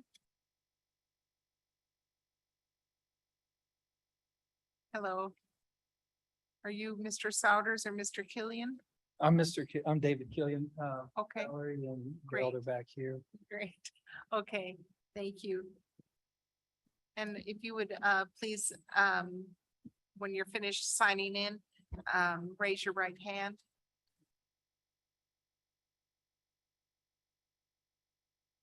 And you swear to tell the truth, the whole truth, and nothing but the truth. I do. Thank you. Thank you. So, yes, please talk to us and let us know. Staff is recommending approval, so that's good. Yes, we appreciate staff's recommendation for approval. I think the variance Can you is fairly, speak into the mic, or you might move it a little bit? is this better? Much better, thank you. We appreciate staff's recommendation for approval. I think the variance request is fairly straightforward. I think we've done a good job of laying that out. I do have a question. First of all, let me just say that we don't have any issues as far as the conditions for approval, but just a clarification as far as the tree conservation and what is that referring to? In some instances, we actually do condition that a certified arborist do a report. In this case, I didn't see as many trees that I felt were going to be a critical save like we have had in the past that they're actually on the city of Bloomington property that need to be saved. So in this case, like it's for your own consideration. We're asking you to consider your construction limits and preserve trees where you can along the shoreline of Lake Lemon. Sure, understood. The intent's not to remove any trees, but I mean, it's very clear what staking the property lines are. Excuse me, as built survey. I just don't know what we're supposed to stake whenever it comes to the trees and specifically the drip line of the trees. Yeah, you could consult a professional. Oftentimes I've heard that as far out as the branches come, that's about the extent of the root zone as well. And so take that into consideration. I'm familiar with the drip line. I guess I'm looking for a direction on what you're asking for in this condition to be staked. Right, I was not the planner that went onto this Okay. site, but I will be when I go and inspect the floodplain delineation. So if I need to make more comments at that time, I might, so. Okay. Okay, I think you mentioned there's support from the neighbors that all the adjacent neighbors, I believe, have commented and offered letters of support. Do you guys want to speak? I don't know that there's anything else unless you have any questions. I don't think we do, but if there are members of the public who wish to speak, either in favor or in opposition to this, you're welcome to do so. Otherwise, we can move to discussion and a vote. Is there anyone online? Pardon me? Is there anyone online? We don't see it. So if someone All right. would make a motion, I would like to make a motion on variance 22-21 to approve with the conditions outlined by the planning department. There are two that are listed, and we'll go with those, and that is my motion. okay, is there a second? I will second that. Thank you. Okay, will you please call the roll? Okay, the vote has been to approve the minimum lot width variance from chapter 804 with the conditions stated in the staff report. I'll go ahead and call the roll. Pamela Davidson, Yes. Margaret Clemens, Yes. Skip Daly, Yes. Guy Loftman, Yes. Dee Owens. Yes. The vote is approved 5-0. Okay, thank you, Mr. Killian, Mr. Souders and Ms. Pena. Thank you very much. And thanks for your patience tonight as we got through some of these cases. Okay, so we're moving on to the next case, which is number 12 on our agenda, VAR 22-22, Cars Farm Park landscaping variance to chapter 830, concerning 116.29 acre parcel in Van Buren Township at 5850 West Foster Curry Drive. And the owner is Monroe County Commissioners. And this is for Ms. Behrman, if you would present this to us. Sorry. Sure. So Karst Farm Park, hopefully you all have visited our local park. Site plan SIT 22-6 was submitted to the planning department. They're going to be doing a lot of ADA parking improvements. They're also going to be doing some drainage improvements to what I'm going to refer to as Lot I, which is this up here next to the dog park and basketball court. And also Lot G, they are planning to make a new paved parking lot here. And as a part of normally what we do with parking lots is we require specific landscaping requirements, interior landscaping, perimeter landscaping, bioretention. All of these is to kind of help with water quality, sun shading issues, things like that of these impervious surfaces. And then I was just pointing out, we do have a lot of green space here and as well as some forested areas, just to kind of point that out. So Lot I, which is kind of just south of the dog park area, they'll be doing some improvements to this already existing paved lot, but they want to improve the drainage. They've been experiencing some flooding in some of those areas. And so the plan is to put a bioretention pond kind of in between the parking lot and some of the soccer fields. The landscaping required for a 2,240 square foot bioretention would require 8 trees, 30 shrubs, and 896 ferns, grasses, sedges, and perennials. They are proposing to reduce that amount and be 3 trees, 7 shrubs, and 475 of the other plants. Reason being that a lot of people will park at the parking lot and then want to maybe stay in their vehicle and watch their child play soccer. Makes sense. I have done that myself. Then we will get to Lot G, which is in the southwest corner. And Lot G is going to be a new parking lot. Usually, you know, we would require a lot more for this 14,000 square foot parking area. They're actually going to be going above and beyond with the required trees. So they're required to have 10, they're going to provide 13, but they want to forego the 106 shrubs and the 106 ferns, grasses, sedges, and plants, perennials. And again, we're looking at kind of a safety issue, whereas we do have this upper parking lot that looks down upon the splash pad. And again, the parks kind of thought that between the topography and some of the visibility issues that might occur between children and parents, that they wanted to reduce that amount. So with that, for VAR 22-22, staff recommends approval of the design standard variance from landscaping requirements for the reasoning of the need to increase visibility for the safety of parents and children utilizing the park. Okay, well, thank you. And I would then say that you're the petitioner, then that's the petitioner's presentation because you are the assistant director, right? True, but we do have the applicant here, Oh. which is Andy. Is Andy in the house? We do have. Yes. Here. Oh, there he Oh. is. Okay, well, first let me ask of my colleagues here on the Board of Zoning Appeals, do you have questions for staff? No, okay, and just keep in mind that the staff is recommending approval and that means something to us. And so, sir, if you would like to make a presentation, please state your name and raise your right hand. And do you swear to tell the truth, the whole truth, and nothing but the truth? I do. And your name, sir? Andy Knust. Okay, Mr. Knust. It's nice to meet you virtually. I've seen your name before, but please, we look forward to hearing from you. Thank you. Yeah, my name is Andy Knust. I am a civil engineer with Bledsoe, Riggert, Cooper, and James, engineers and surveyors here in Bloomington. And we are working on behalf of Monroe County Parks and Recreation here, designing improvements to the parking lots and ADA pathways, ADA accessibility routes to the various improvements and amenities throughout the park.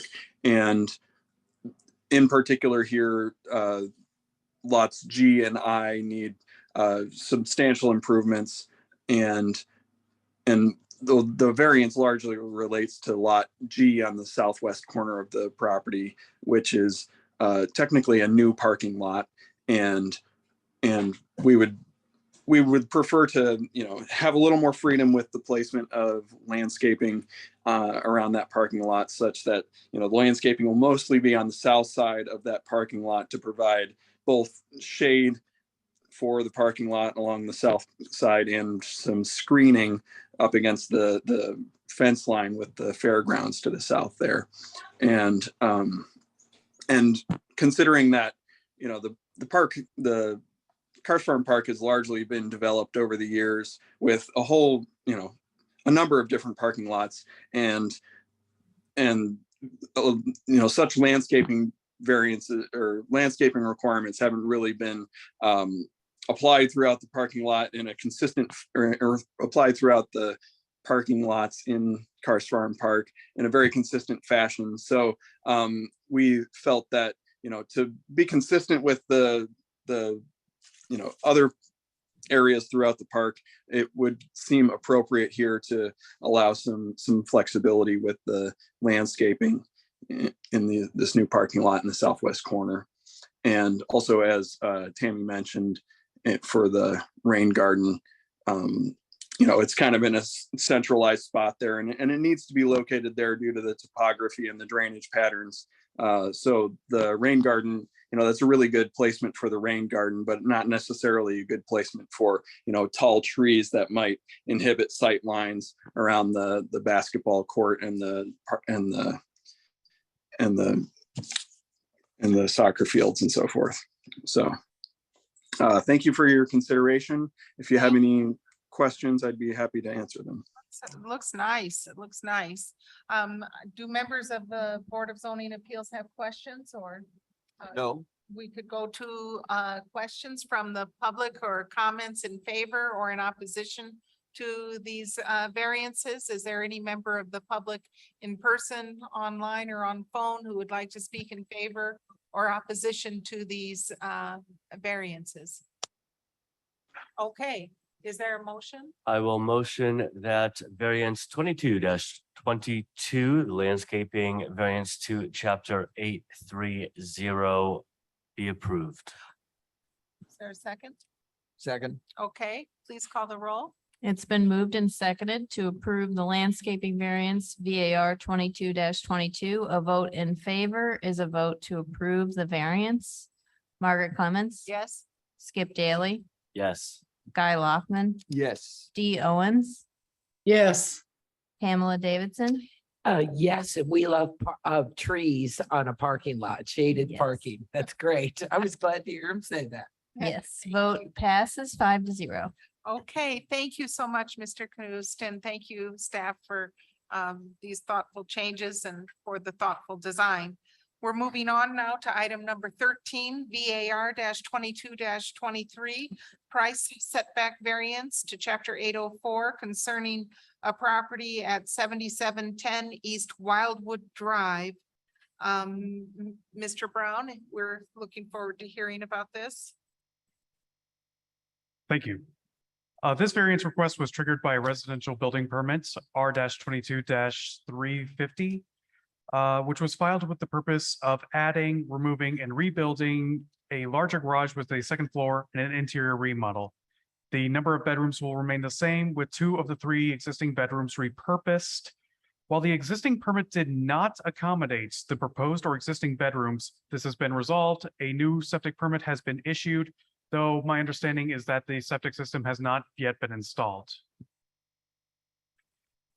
During the review process, it was found that an outdoor shower already on the property extends into the eastern setback line by approximately 6 inches. As a result, the property is pre-existing non-conforming under chapter 803.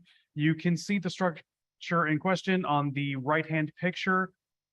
It's the structure with the 2 sort of swinging barn doors. That is an outdoor shower. If the variance is approved, the applicant will be able to proceed with R-22-350 as they intended. If the variance is denied, then the permit will not be able to proceed unless the outdoor shower structure is removed. And we recommend approval with two conditions of the variance, as the amount of encroachment into the setback is fairly minor. The two conditions are as follows. One, that prior to the issuance of an improved location permit, the base flood elevation should be delineated on site and staff should conduct an inspection. And two, applicants should submit proof of the new septic systems installation from the health departments prior to certificate of occupancy. Thank you for your succinct presentation. Are there questions for staff? Okay, is the petitioner here and would the petitioner like to speak? Yes. Please sign in, state your name and raise your right hand.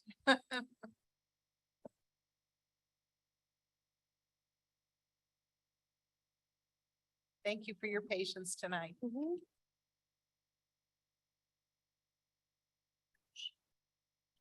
Sorry.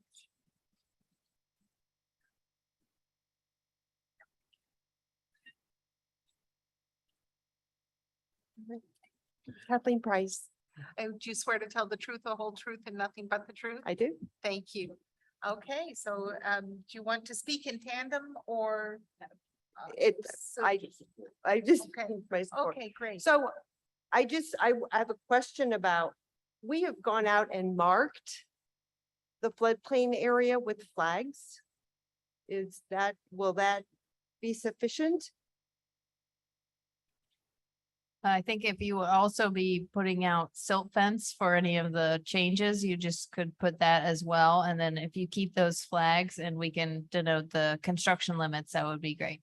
Okay, well, yeah, and the construction of the septic won't be in, I think, late August to September. Okay. So, Sounds good. okay. Any Okay. questions? Any questions? I don't think so. And is there any member of the public who would like to speak in favor of or in opposition to this petition? Okay, we don't see anyone. We move back to the board for a motion and I will motion that we approve variance 22-23, the side setback variance with the conditions outlined in the staff packet. Second, okay. All right, it's been moved and seconded to approve VAR 22-23 with the two conditions outlined in the staff packet. A vote in favor is a vote to approve. Skip Daly, Yes. Guy Loftman, Yes. Dee Owens, yes. Pamela Davidson, Yes. Margaret Clements. Yes. Motion carries 5-0. Thank you so much for coming and speaking with us tonight and seeking this variance. Yeah, that looks good.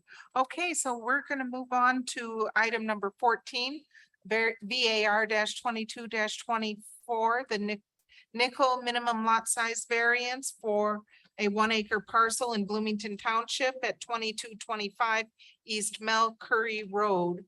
Tammy, if you would please Yep. present that to us. Filling in for Drew again. All right, so we have a 1.25 acre lot. This is zoned Ag RR, so it requires 2.5 acres to develop.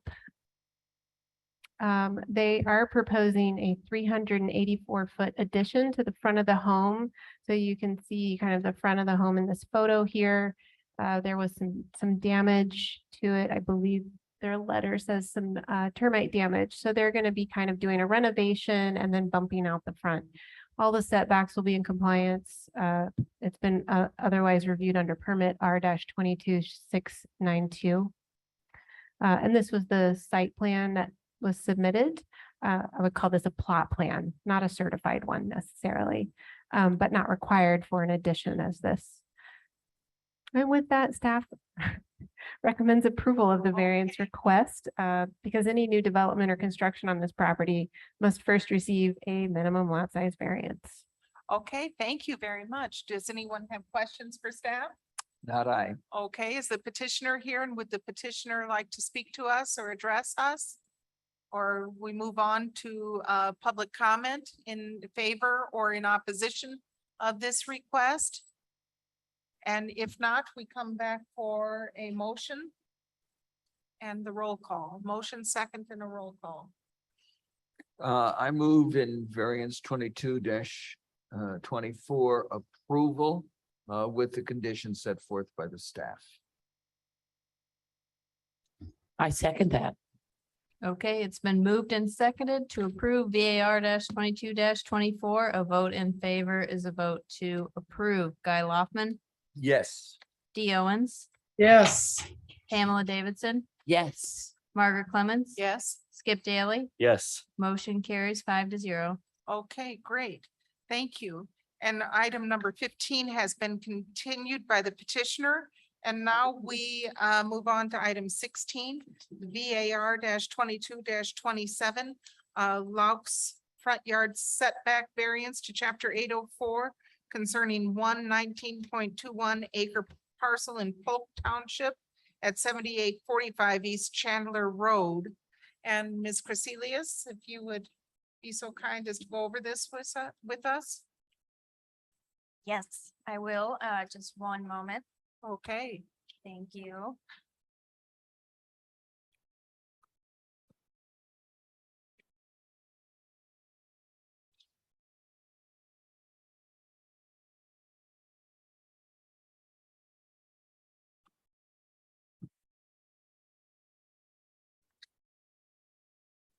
Okay, thank you. So the petitioner is requesting a variance from the front setback requirement of 25 feet from chapter 804. So the petitioner has applied for a residential accessory structure for a stick-built carport-like structure that would be 30 by 40 feet. So they're proposing that the structure be located 15 feet from the property boundaries, so an encroachment into the required setback of 10 feet. The property is developed with a single-family residential home. Let's see. So the site plan that they've provided with their residential building permit shows the current existing home, the proposed new building on the bottom left, and the location of their septic tank along with the setbacks. So bottom right is just an illustration of that stick-built carport. So this is a staff-made photo. The Elevate property boundary is clearly off in this area, so the rough approximation from their drawing is the thicker blue line to the south. So there is kind of a line of pine trees. They already have a gravel area with a raised gravel pad that's about 15 feet from the property boundary.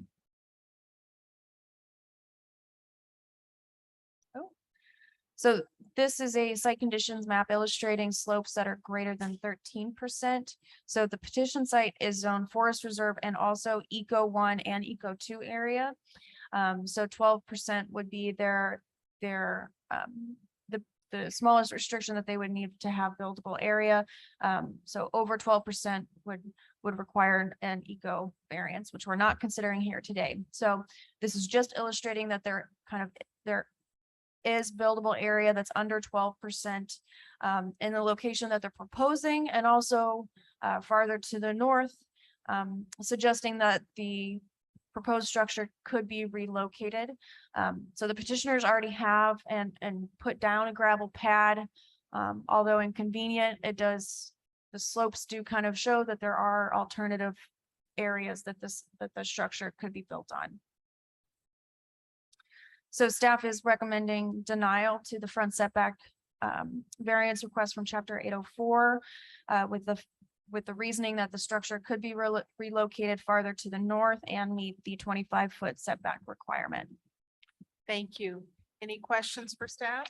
I have a question. You said on page 96, when we were looking at the photo from above, is it in a tree line, did you say?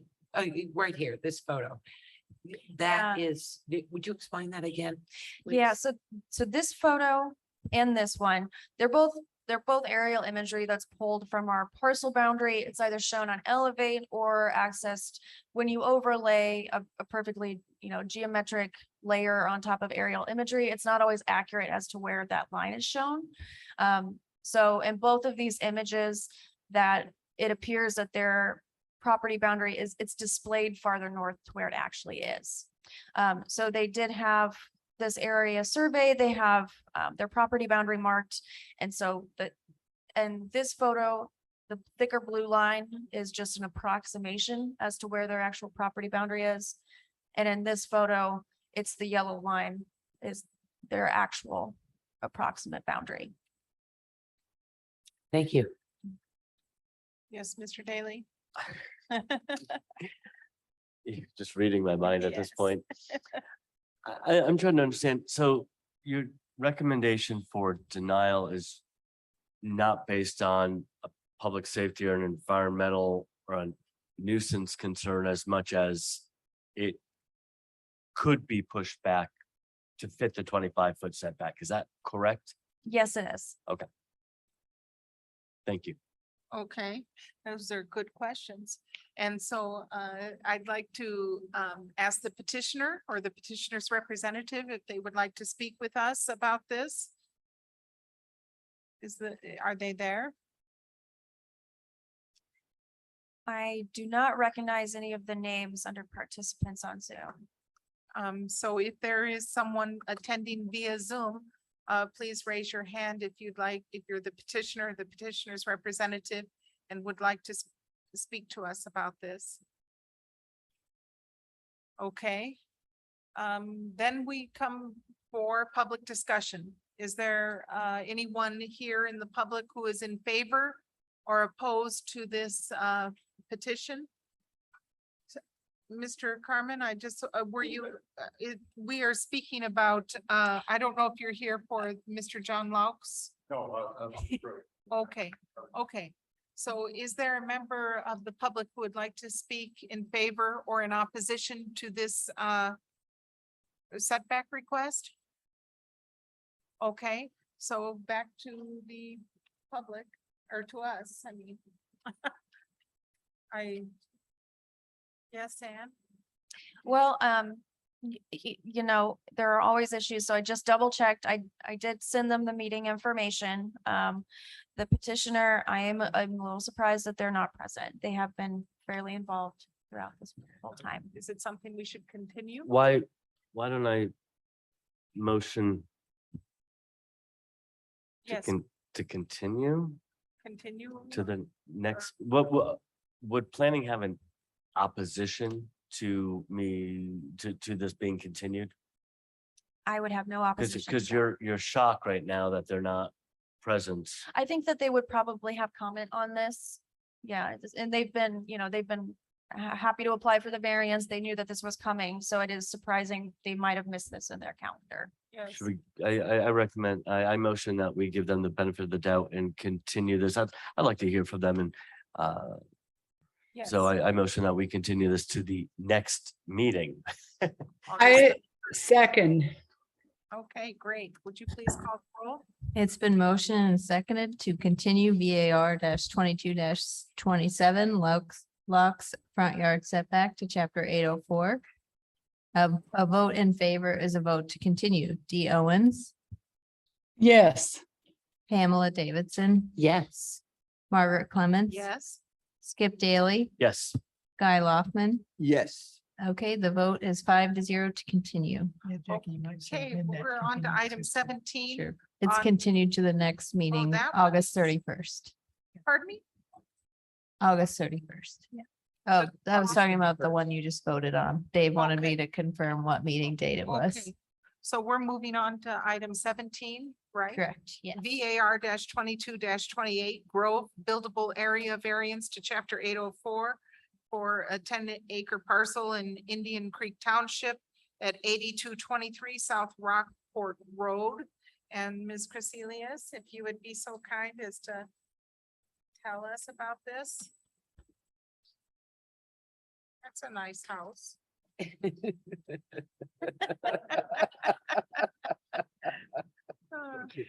Thank you. Nice setting. Yeah, so, I think so. And Thank you for your patience. So I just passed out to the members that are present, just a printed version of new materials provided by the petitioner's representative. I also have these included in the PowerPoint for members that may be virtual. Okay.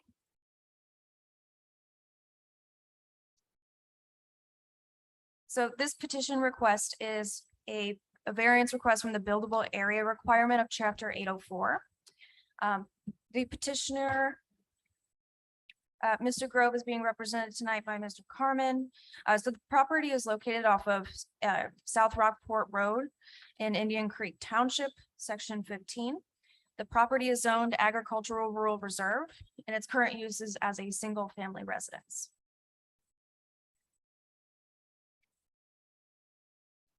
So the variance request from the buildable area is from the 15% slope requirement for structures. So no additional any kind of environmental overlays. This is a standard 15% restriction for structures across the county. So the petitioner has applied for a residential accessory structure to locate a garage on slopes in an area where the slopes are greater than 15%.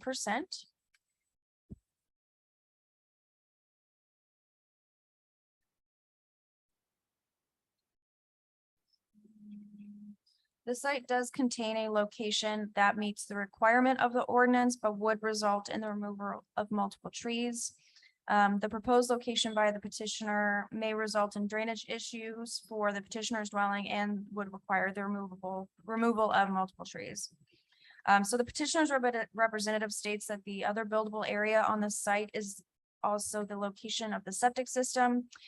They have provided more information with that site plan where they go into more detail of where the septic location is. It's more information from the very first site plan that was provided with the residential accessory structure permit. So this is a very rough geo-reference map where the location of the home and the proposed structures are correct in relation to the property boundary and the slope. The gravel drive looks a little skewed because the gravel drive doesn't quite represent the actual shape of it.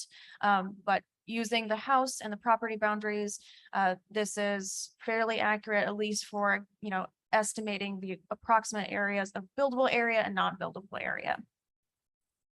So the proposed location by the petitioner is the red box, and just an alternative area of the same shape and size would be illustrated as a black box. So when you come down the petitioner's driveway, it curves to the right. If you look directly straight, this would be looking past the driveway onto the buildable area. The septic field would be located farther back in this field as you look into it. So 3 letters of support were submitted by the petitioner. The petitioner's representative also included 4 different exhibits with the original submission.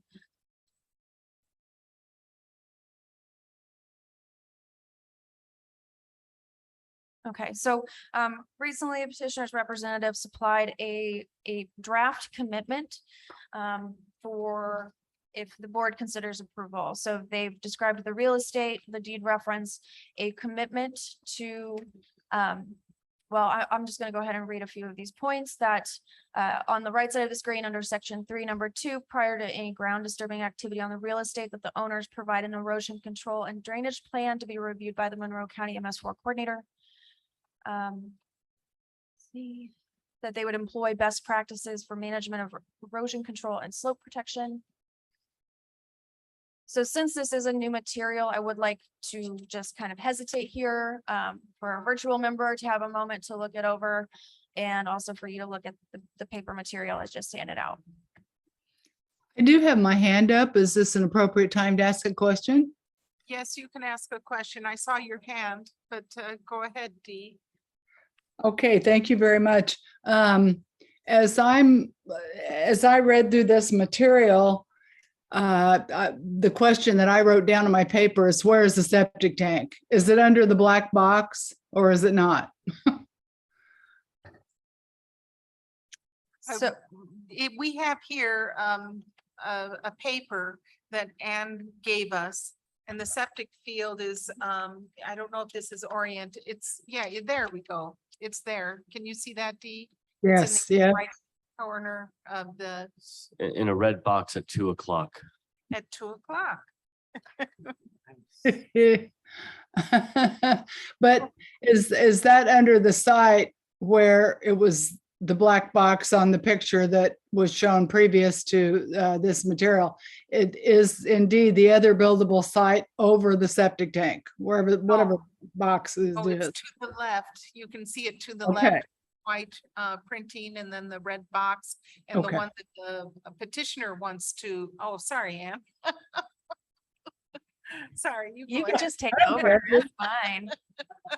Okay. Is the green box over there on the left. Yeah, it's a little faded. So under their new proposed site plan, or at least their kind of response, the kind of faint green box is the proposed location on the left side of the house. So that area is sloped. So the farthest to the right, where Skip said the 2 p.m. is the estimation of the septic field. And the red box in the middle is where they're trying to depict my approximation of an alternative site that would meet buildable area. Okay, yeah, I can see that now. Okay, very good. Thank you. Thank you. you. And so Anne, if you would like to give us your recommendation. Yeah, so staff does recommend denial of the buildable area variance from chapter 804 because the petitioner could relocate the proposed structure to be within buildable area. Okay, Mr. Daly. One quick question. The proposed on this handout is in the green box around 9:00 if we continue this. What is the slope there? You said it's greater than 15. Do you have a number for me? Are we talking 20? Are we talking 16? How drastic of a request is this? You know, I don't know off the top of my head. The map that was created was just to depict areas that are greater than 15%, Okay. anything. So Perhaps the petitioner can address that. Okay, any other questions for staff? If not, Mr. Park. Mr. Carmen. I Mike- keep wanting to call you Mr. Parker. That happens frequently. Mike Carmen representing petitioner Damian Grove, who is here.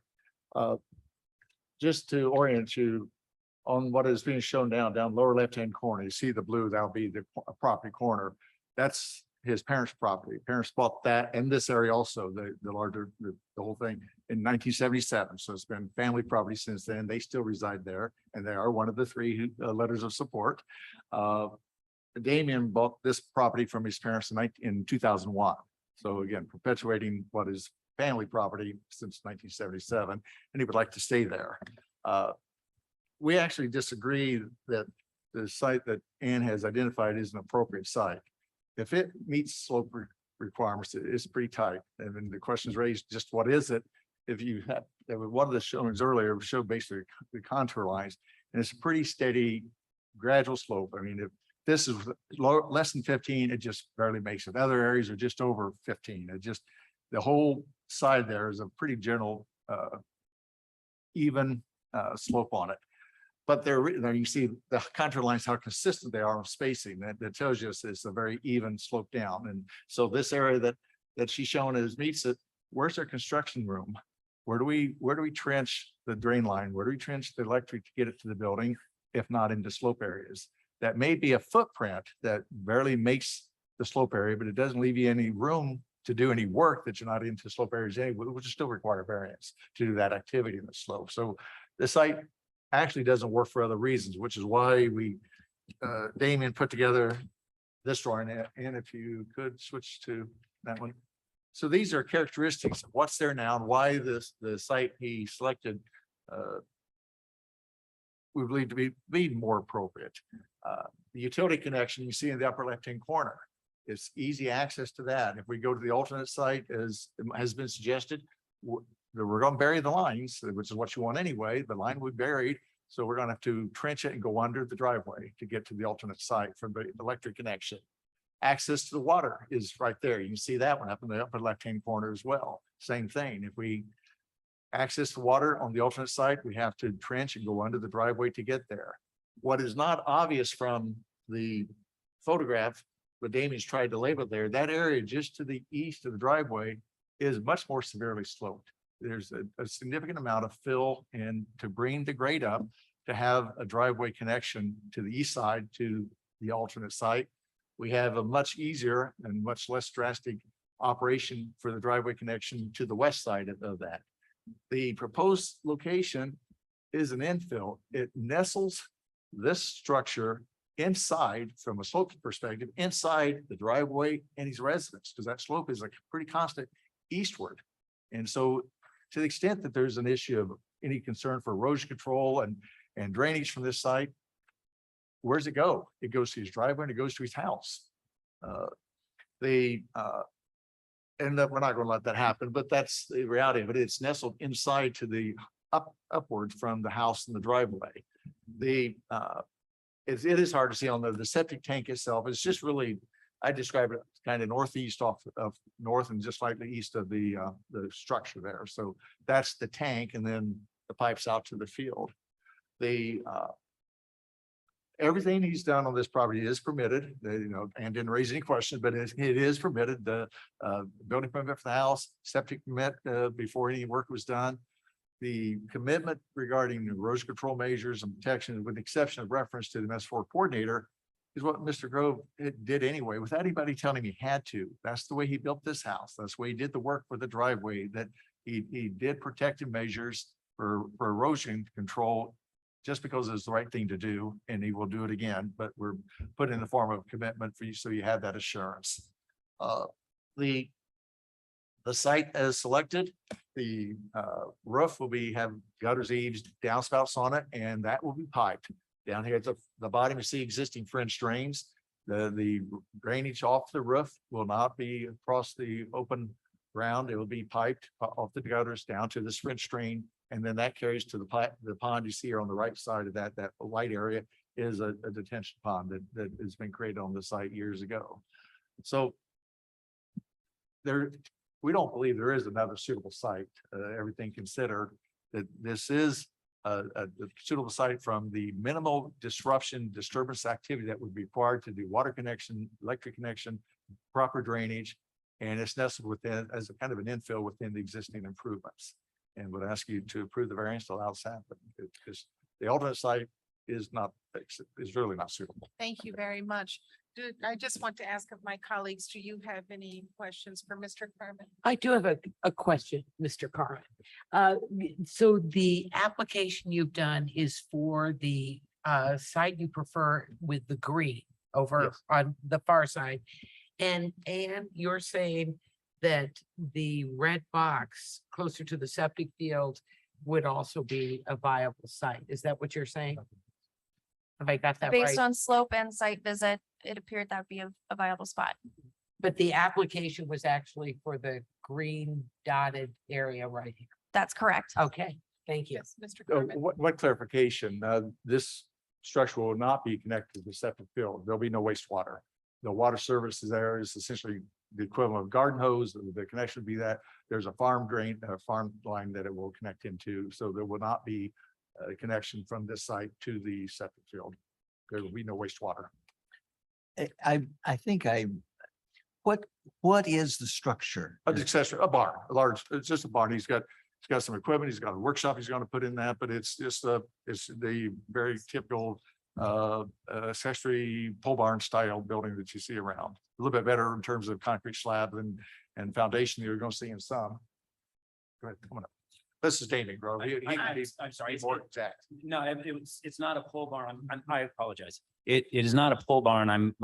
My intentions were building it into the hillside like a walkout basement. I was going to do poured concrete walls and framed in front that I can drive my vehicles into and my equipment. Sir, would you please state your name? and I raise your right apologize. hand? My name is Damian Grove. And, do you swear to tell the truth, the whole truth, and nothing but the truth? I do. And so what you're describing is you're using the hill and the slope as a feature for your accessory structure. That's correct. You're not necessarily degrading the slope, you're using it as a feature that supports your accessory. That's, if I understand, yes, that would be correct. Okay, do you have a question, Mr. Loftman? Well, how will you get, is there going to be a driveway to this structure? What was the question? A driveway to this structure? How will you get your trucks and things into the structure? If I may point here, Yeah. the driveway is going to come off my existing drive and then just extend into the structure. Which is part of the reason he wants it close to the driveway. Yeah, it is noted on that. Yeah, so it's close to the existing driveway. Got it. It's very close. It's right Got there. it. Thank you. Yes. I'm sorry. It looks to be, it's a matter of 10 feet. It's very close. It's right there. Yeah. Do you have a question, Ms. Davidson? Yes, so the concern from staff is the slope of the property. That is the subject of the concern, correct? Okay, which you want to use as a feature. That is correct. Interesting. And if I may, the alternate site, I would actually have to build up. I wouldn't be able to build what I'm intending into the feature. I would have to bring in fill to, and it would have to be built up approximately on the backside, probably 5-6 feet. It's a pretty steep slope. The picture doesn't really depict that here. It looks gentle, but it's not. Okay, does anybody have any further questions? Thank you. Thank I'm you. going to open this up to the public. Are there people who would like to speak in favor or in opposition to this petition?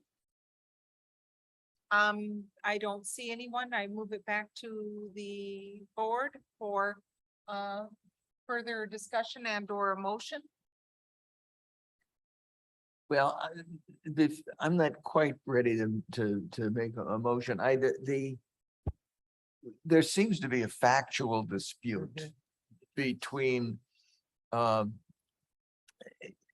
to whether this alternate site would be would not require a slope variance.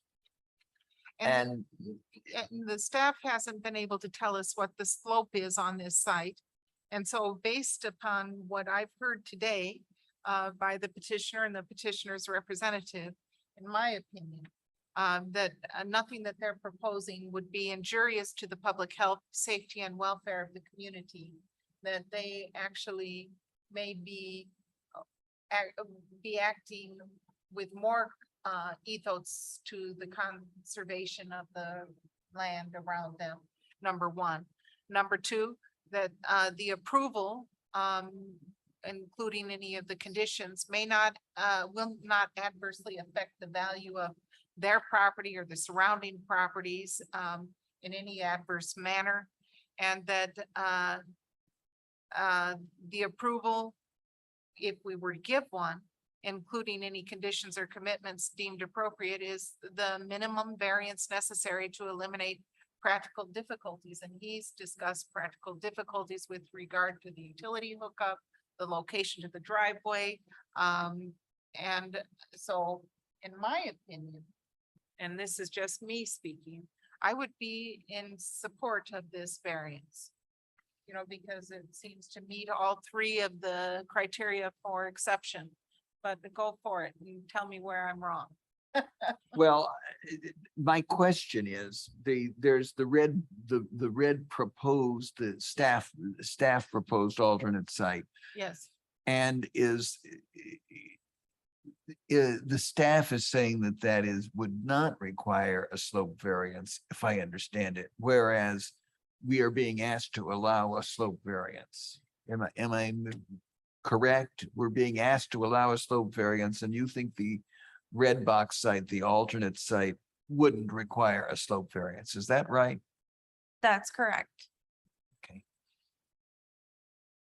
My question was, when we heard Mr. Carmen say 15 feet, 16 feet, it's right in the territory, but you're not exactly sure in terms of the measurement yourself, except generally, but it's close. Is it close? You know, I can get a pretty good approximation of that if I have a few minutes. If anybody else has a different question, I can look that up pretty Did much you right now. have any questions? No, I don't. I think the questions I would have been asked as usual, my colleagues, very bright colleagues are asking. So I'm just listening in. Thanks. It seems to me that all things considered, that their proposal is the best idea for the project on that land, you know, and the location for it because of the, you know, they don't have to disturb as much by hooking it up to water. They don't have to disturb as much to hook it up to the electrical. And so, yes, Skip. I'm prepared to go ahead and make a motion, as I'm not seeing a significant negative environmental impact. I am prepared to motion that we approve the petitioner's request. I think they have worked in good faith and they've demonstrated integrity throughout this process, and I motion that we approve their variance request, which is variance 22-28. I'll second that. Okay, and just to be clear, does this include the petitioner's submitted written commitment or the? Yes, I thought that was entered into evidence as part of their Okay, request. so you're So if approving I this need on to the basis specify of that in my motion, I'll be happy to. Okay, All right, so let me withdraw and restate. I Okay. would like to approve, a motion to approve variance 22-28, including the petitioner's commitment, which was entered into the record prior to this hearing. Does that satisfy the planning department's needs? yes. Great. All right, I'll second that. Okay, it's been approved and seconded to approve VAR 22-28, the Grove buildable area variance to chapter 804 with the added written commitments as presented to the Board of Zoning Appeals at the public hearing tonight. A motion in favor is a vote to approve the variance with the written commitments. Margaret Clemens. Yes. Skip Daly, Yes. Guy Loftman, Yes. Dee Owens, Yes. Pamela Davidson. Yes. Okay, motion carries 5-0. Thank you for your patience tonight. Thank you for coming. Thank you and good luck. That looks fun. Thank you. Okay, Permission to leave.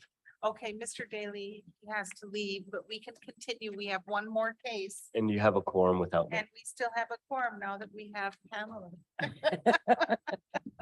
Okay, and the winners of the Patience Award for the evening. Yes. Is you. So yes, this is our last case for the evening. And it involves two variances, VAR 22-29A and B. The Mac Gantz buildable area for a sinkhole conservancy area, the variance to chapter 804.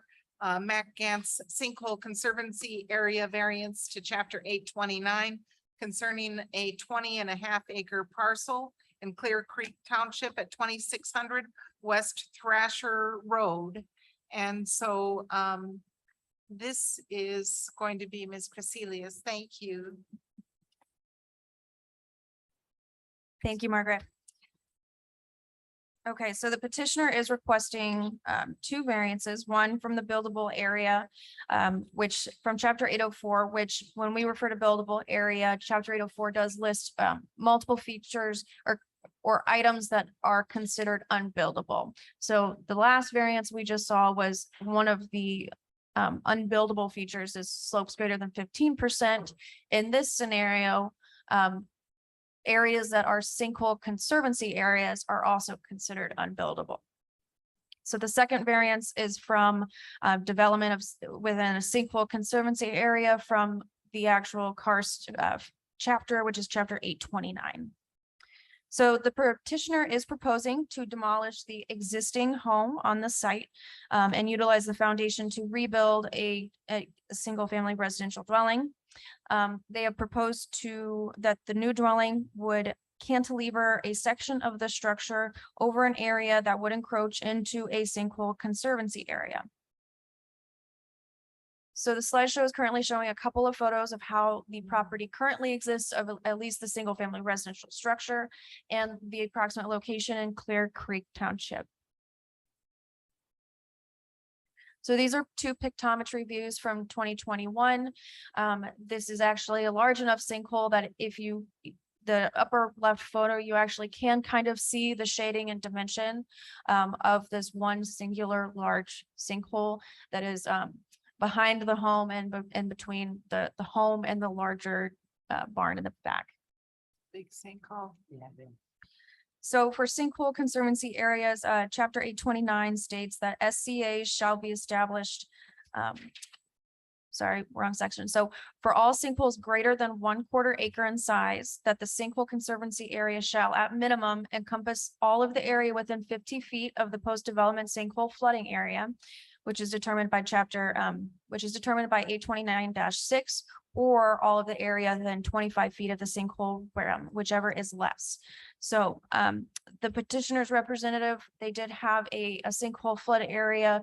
They did have that area identified and calculated by Abram Moss Design Group, and that was reviewed by our stormwater coordinator, who agreed with the calculation of that drainage area. So the max flood elevation is shown in a darker, thicker black line, where the sinkhole conservancy area is shown in the dotted line surrounding it. So you can just barely kind of see the proposed footprint of the structure and the encroachment outlined on the bottom left. So this is the provided site plan of how the house currently exists. So as you can see, pretty large sinkhole behind the house. The single family residence has an existing detached garage, a few sheds, and that existing agricultural barn in the back.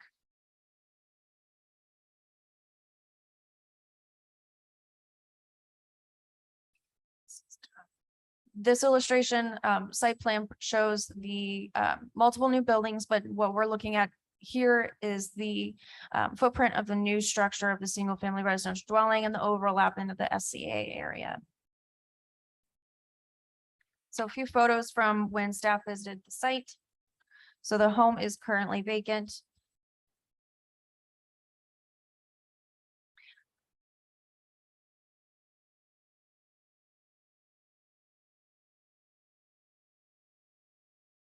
So included on the screen is the letter to the Board of Zoning Appeals by the petitioner.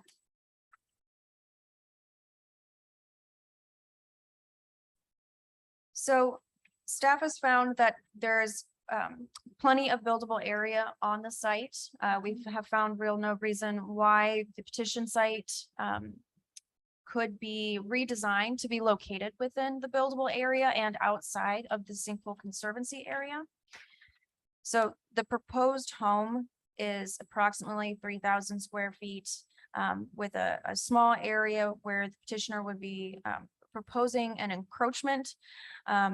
They're stating that the encroachment would not disturb the SCA despite active construction if this was approved. So staff is recommending denial for both variances with the idea that the proposed addition could be redesigned to meet both of these standards. With that being said, I do have a an illustration of the development that was just given to me by the petitioner's representative that I'll hand to you now. I apologize, Dee. I received this here this evening. All righty, it's okay. Have, any members of the Thank you. Board of Zoning Appeals have any questions for staff? So, so this corner of the home is going to be cantilevered over that sinkhole conservancy area, and it will not actually be built on the sinkhole conservancy area. It's going to be suspended above it. Is that true? That's correct. That was their proposed redesign to getting the calculated drainage details from Abram Moss Design Group. I see. Margaret, can you do me a favor and turn your sheet around and see if the camera can have Dee see it? D. Dee, So are you this able- is the corner of the property that hangs over the ground. Corner of the building. Yes. Of the Yeah, proposed. is that different than what's in the packet? Because I've read everything in the packet and I saw what I thought was the problem. Yeah, This You is just gotta- new. This is new. okay, okay. It was not in the packet, Dee. We received it tonight. in Okay. person. So Yeah, it's that's helping. Oh, yeah, yeah. this Okay, area thank here. good. Thank you. I see it. Yeah. Okay. Okay. All right. Sinkholes are a little sacred for me. And I think it's an interesting concept to not have construction in it. And I'm trying to think, why is it that I mean, I know why is it the construction within the sinkhole areas is a problem? Sorry. My son from California. Oh, we're Talk to him sorry. later. Oh,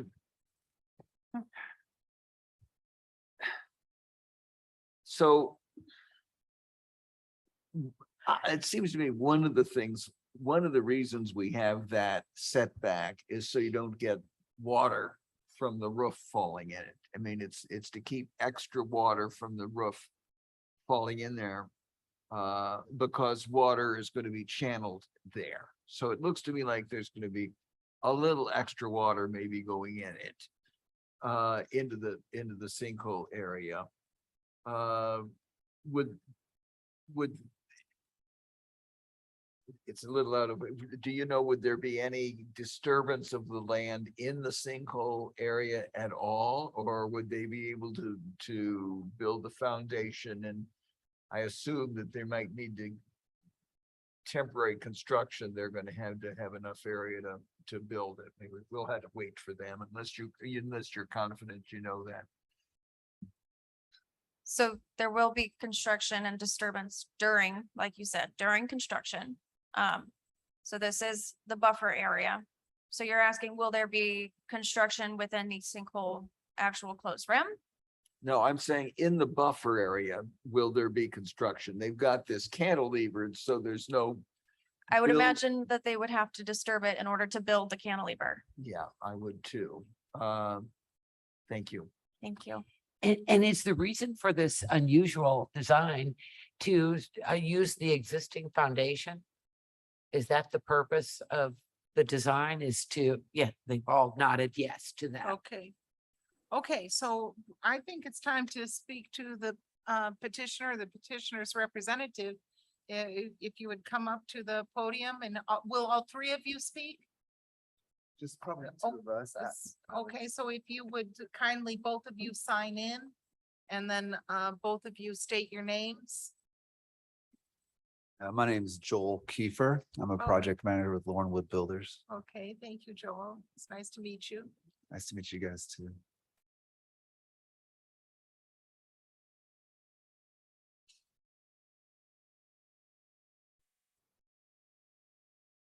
Hello, my name is Ernesto Castaneda. I'm one of the architects who is working on this project. Oh, it's nice to meet you. Please sign in and I didn't catch your name because of what Ernesto, Ernesto. Ernesto Thank you, Castaneda, Mr. yes. Ernesto. Thank you.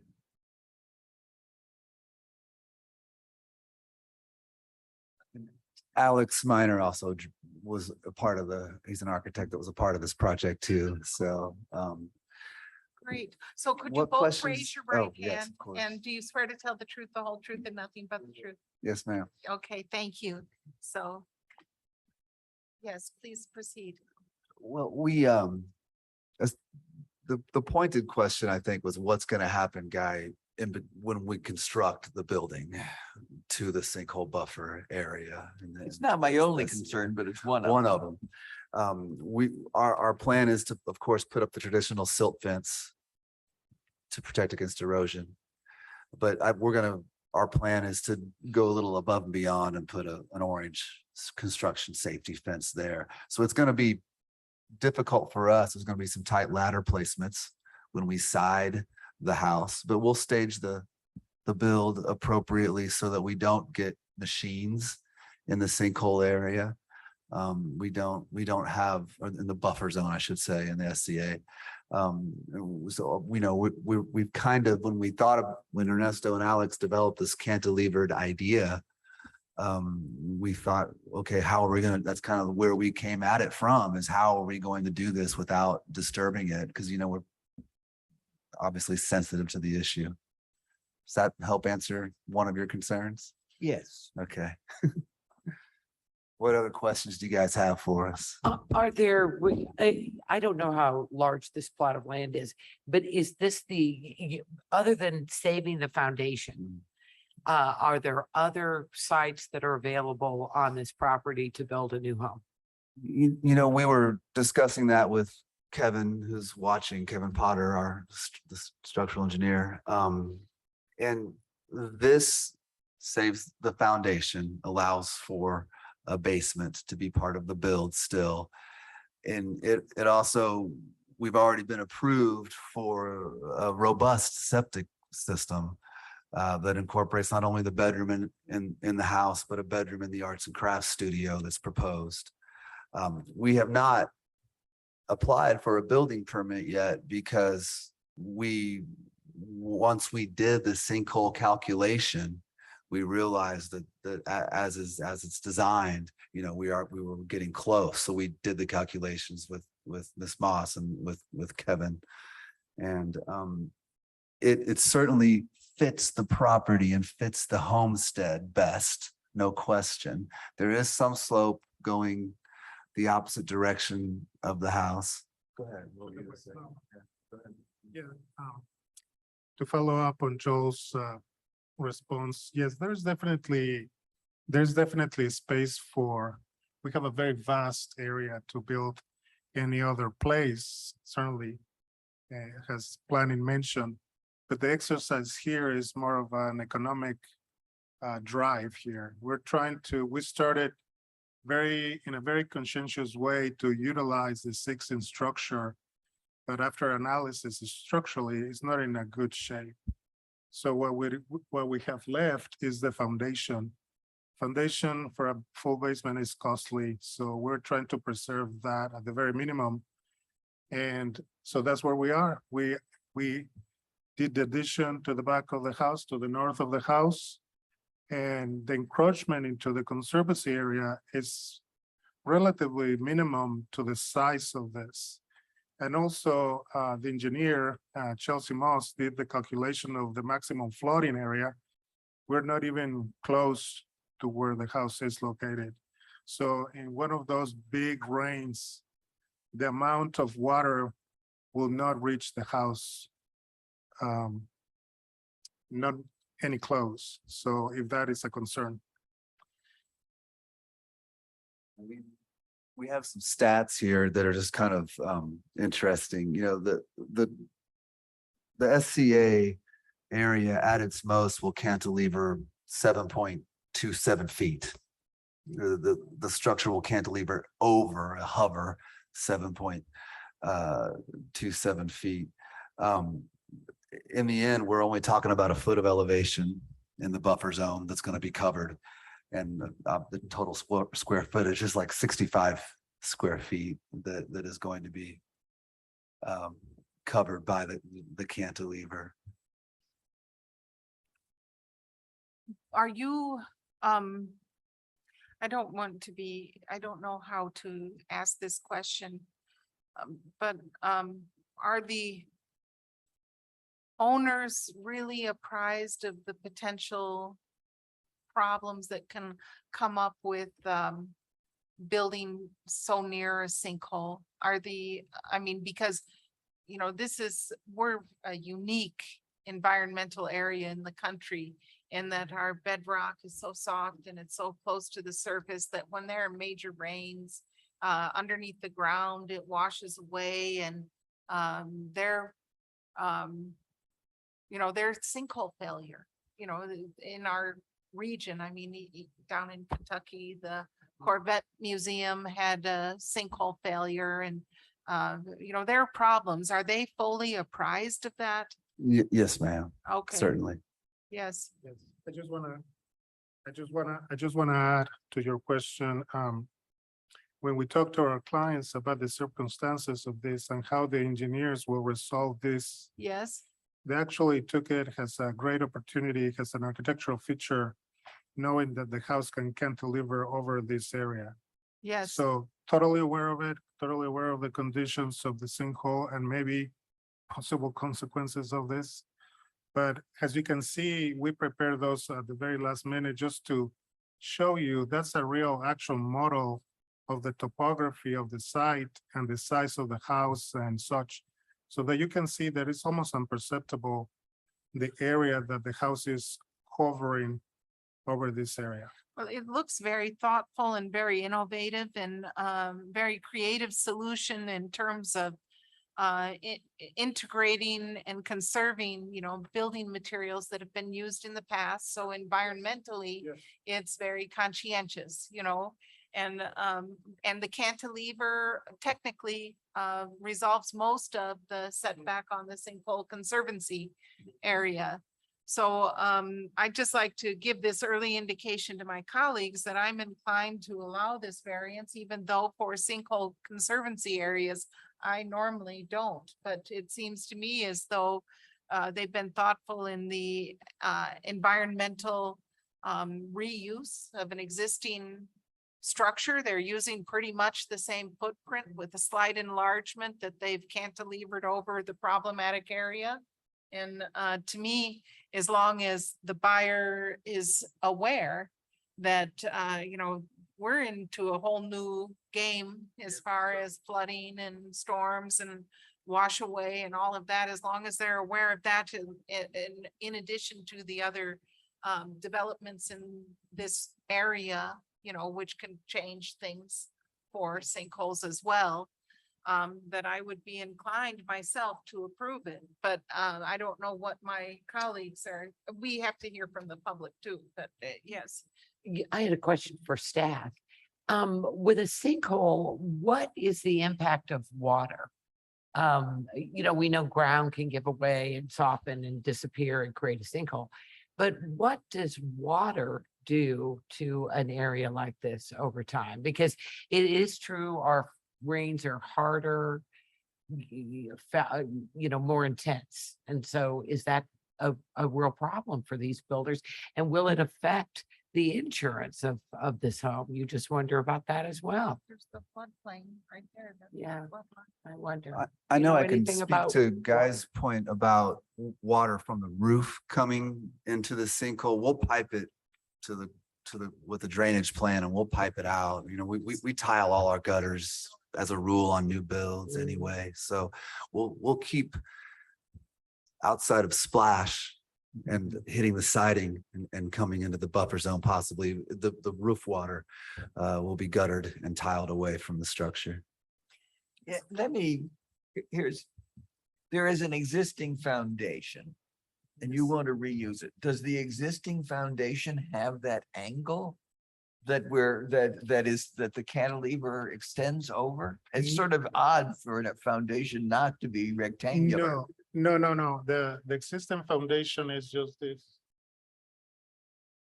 this a lower red rectangle that you can see there. The addition is the small square added to the rectangle to the north.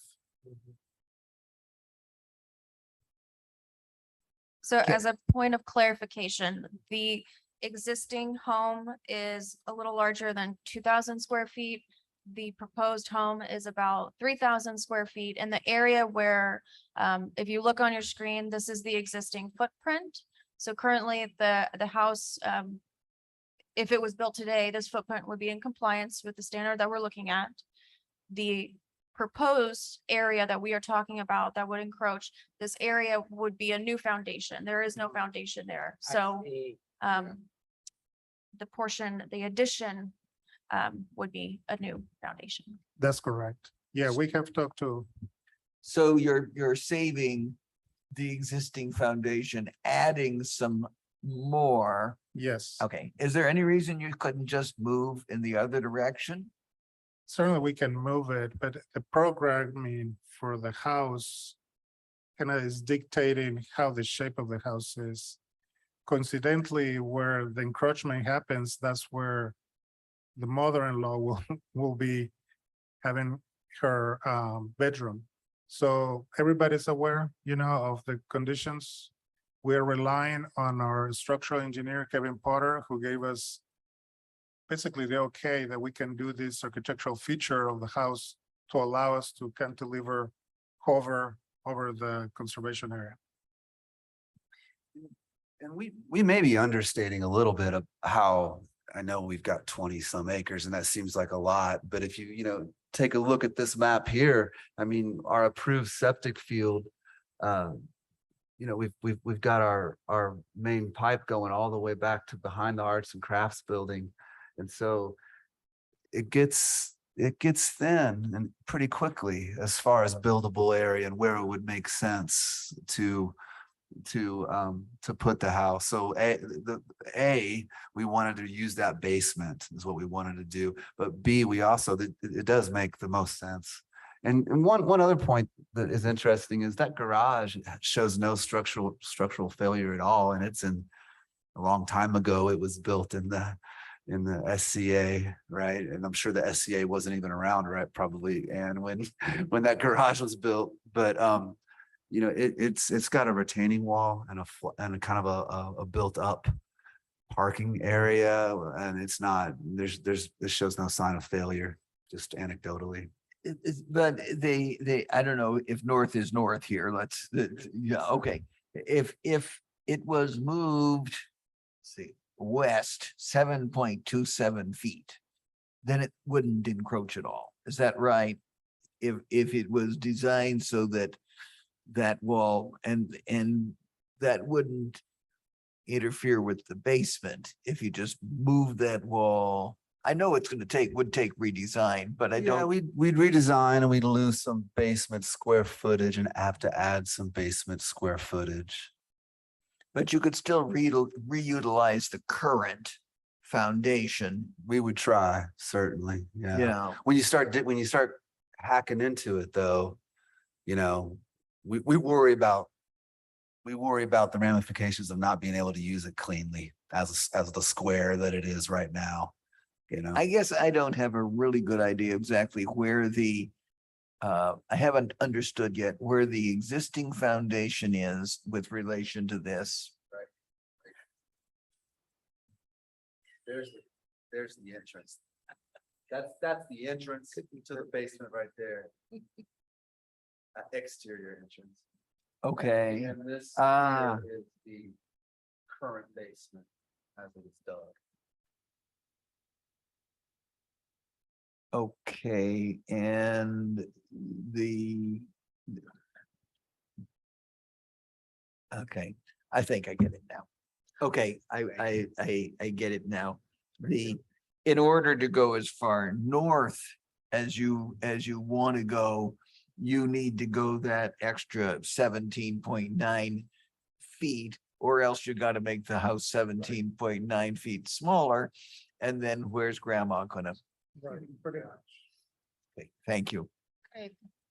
Ernesto, you didn't mean to say that was where the mother-in-law was going I to know, go. So you it's- didn't mean to say that, did you? It's merely coincidental.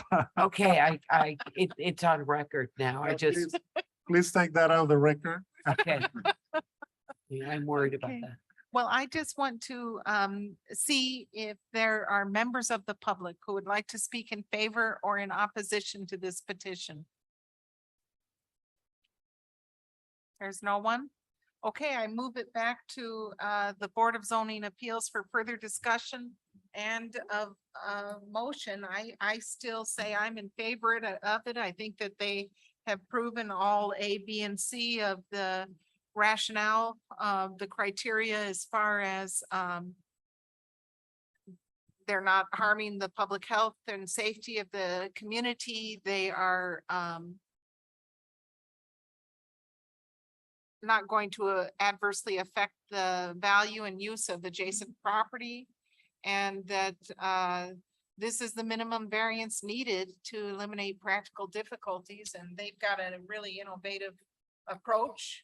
And it looks pretty good, you know, to me. You know, in one of our earlier cases, we've had conditions and we've had agreements about this, that, and whatever. And we have this scheme, we have this, that's not a condition, that is not a for sure kind of thing. So my question is, I understand where Margaret's coming from because you've been very innovative.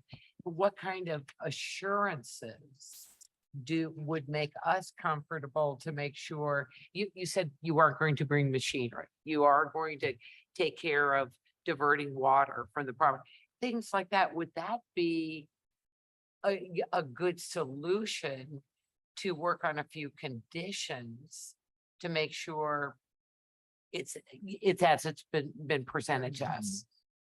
Yeah, Would that be a good idea? I think it's very innovative, but it's not binding. And I guess we've been continuing things left and right here a little bit, but I would, if you all would feel comfortable, I would like to continue the final decision until we have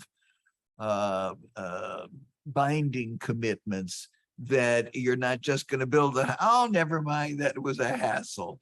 Because nothing would stop We'll that. be under the, the purview of the building department. We'll have all our foundation inspections, our footer inspections. I our know, but framing I don't see inspections. anything forcing you. Once we say go ahead, you can have the foundation right in there, unless you have a binding commitment that says there will be no construction, no construction in that. So I am not comfortable approving it without written commitments.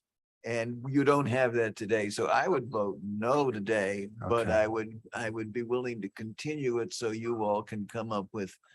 We could make a motion subject to conditions. I mean, we could do that, Right. like, for instance, Yeah. subject to the cantilever. We certainly are open to any Yes. recommendations. We want to implement any measures that are within our reach possible to preserve, the conservation. That's all we want. We want to move this project forward. Thank you. Yes, so if it's, yes, Would the staff have conditions that they would suggest to as this? Or Jackie's writing them out right now. We can, I mean, based on what their testimony, we can offer some past suggestions of appropriate conditions, but I think that the board should primarily discuss the scope of conditions that you would feel comfortable with, but we can offer suggestions on wording or Yes, things like that. It I- sounds like you're interested in the roof drains, The roof the drains. silt fencing the and silt construction fencing. the- And then the area of machinery. encroachment being just the cantilever, not Yeah, footprint. that's Right, exactly. and no Whatever you feel no comfortable. construction of a foundation within Yeah. the conservation, there we go. the sinkhole conservation There area. we go. There we go. And then they can get started and it Yeah. saves everybody money, it saves us time and. Just to make you feel a little bit more comfortable with the conditions of the construction, this part of the house is on a crawl space. We're not adding a basement on that side. Okay, So the way that we're gonna be digging this into the ground is not gonna be obviously as deep. So that section actually could be dug out by hand. Whatever measure that you guys feel comfortable with, we'll follow. Take it out by hand. I'll be there. No, You're gonna have some crew mad at you, Ernesto. okay. It's so all right. This is good. I just don't. All right, so do you want to make the motion? With the conditions which have been under oath accepted and the staff has understood and will enforce. Given all that understanding, I move to approve the variance. The buildable After area. I put my Yes, glasses see what you're. on variance 22-29A and 22-29B with conditions. Yes, with the conditions discussed and stipulated that Jackie so eloquently stated. Okay, is there Okay. a second? I'll second that. Okay, He so did, he made the motion, I'll second it. I think we'll have to formalize those conditions. So if I repeat them and you agree, then we can proceed. If you don't agree, we will come back and Okay. change the conditions and you'll waive your vote or, retract your motion. Yeah, that's the final statement of the conditions will be subject to our approval. Yes.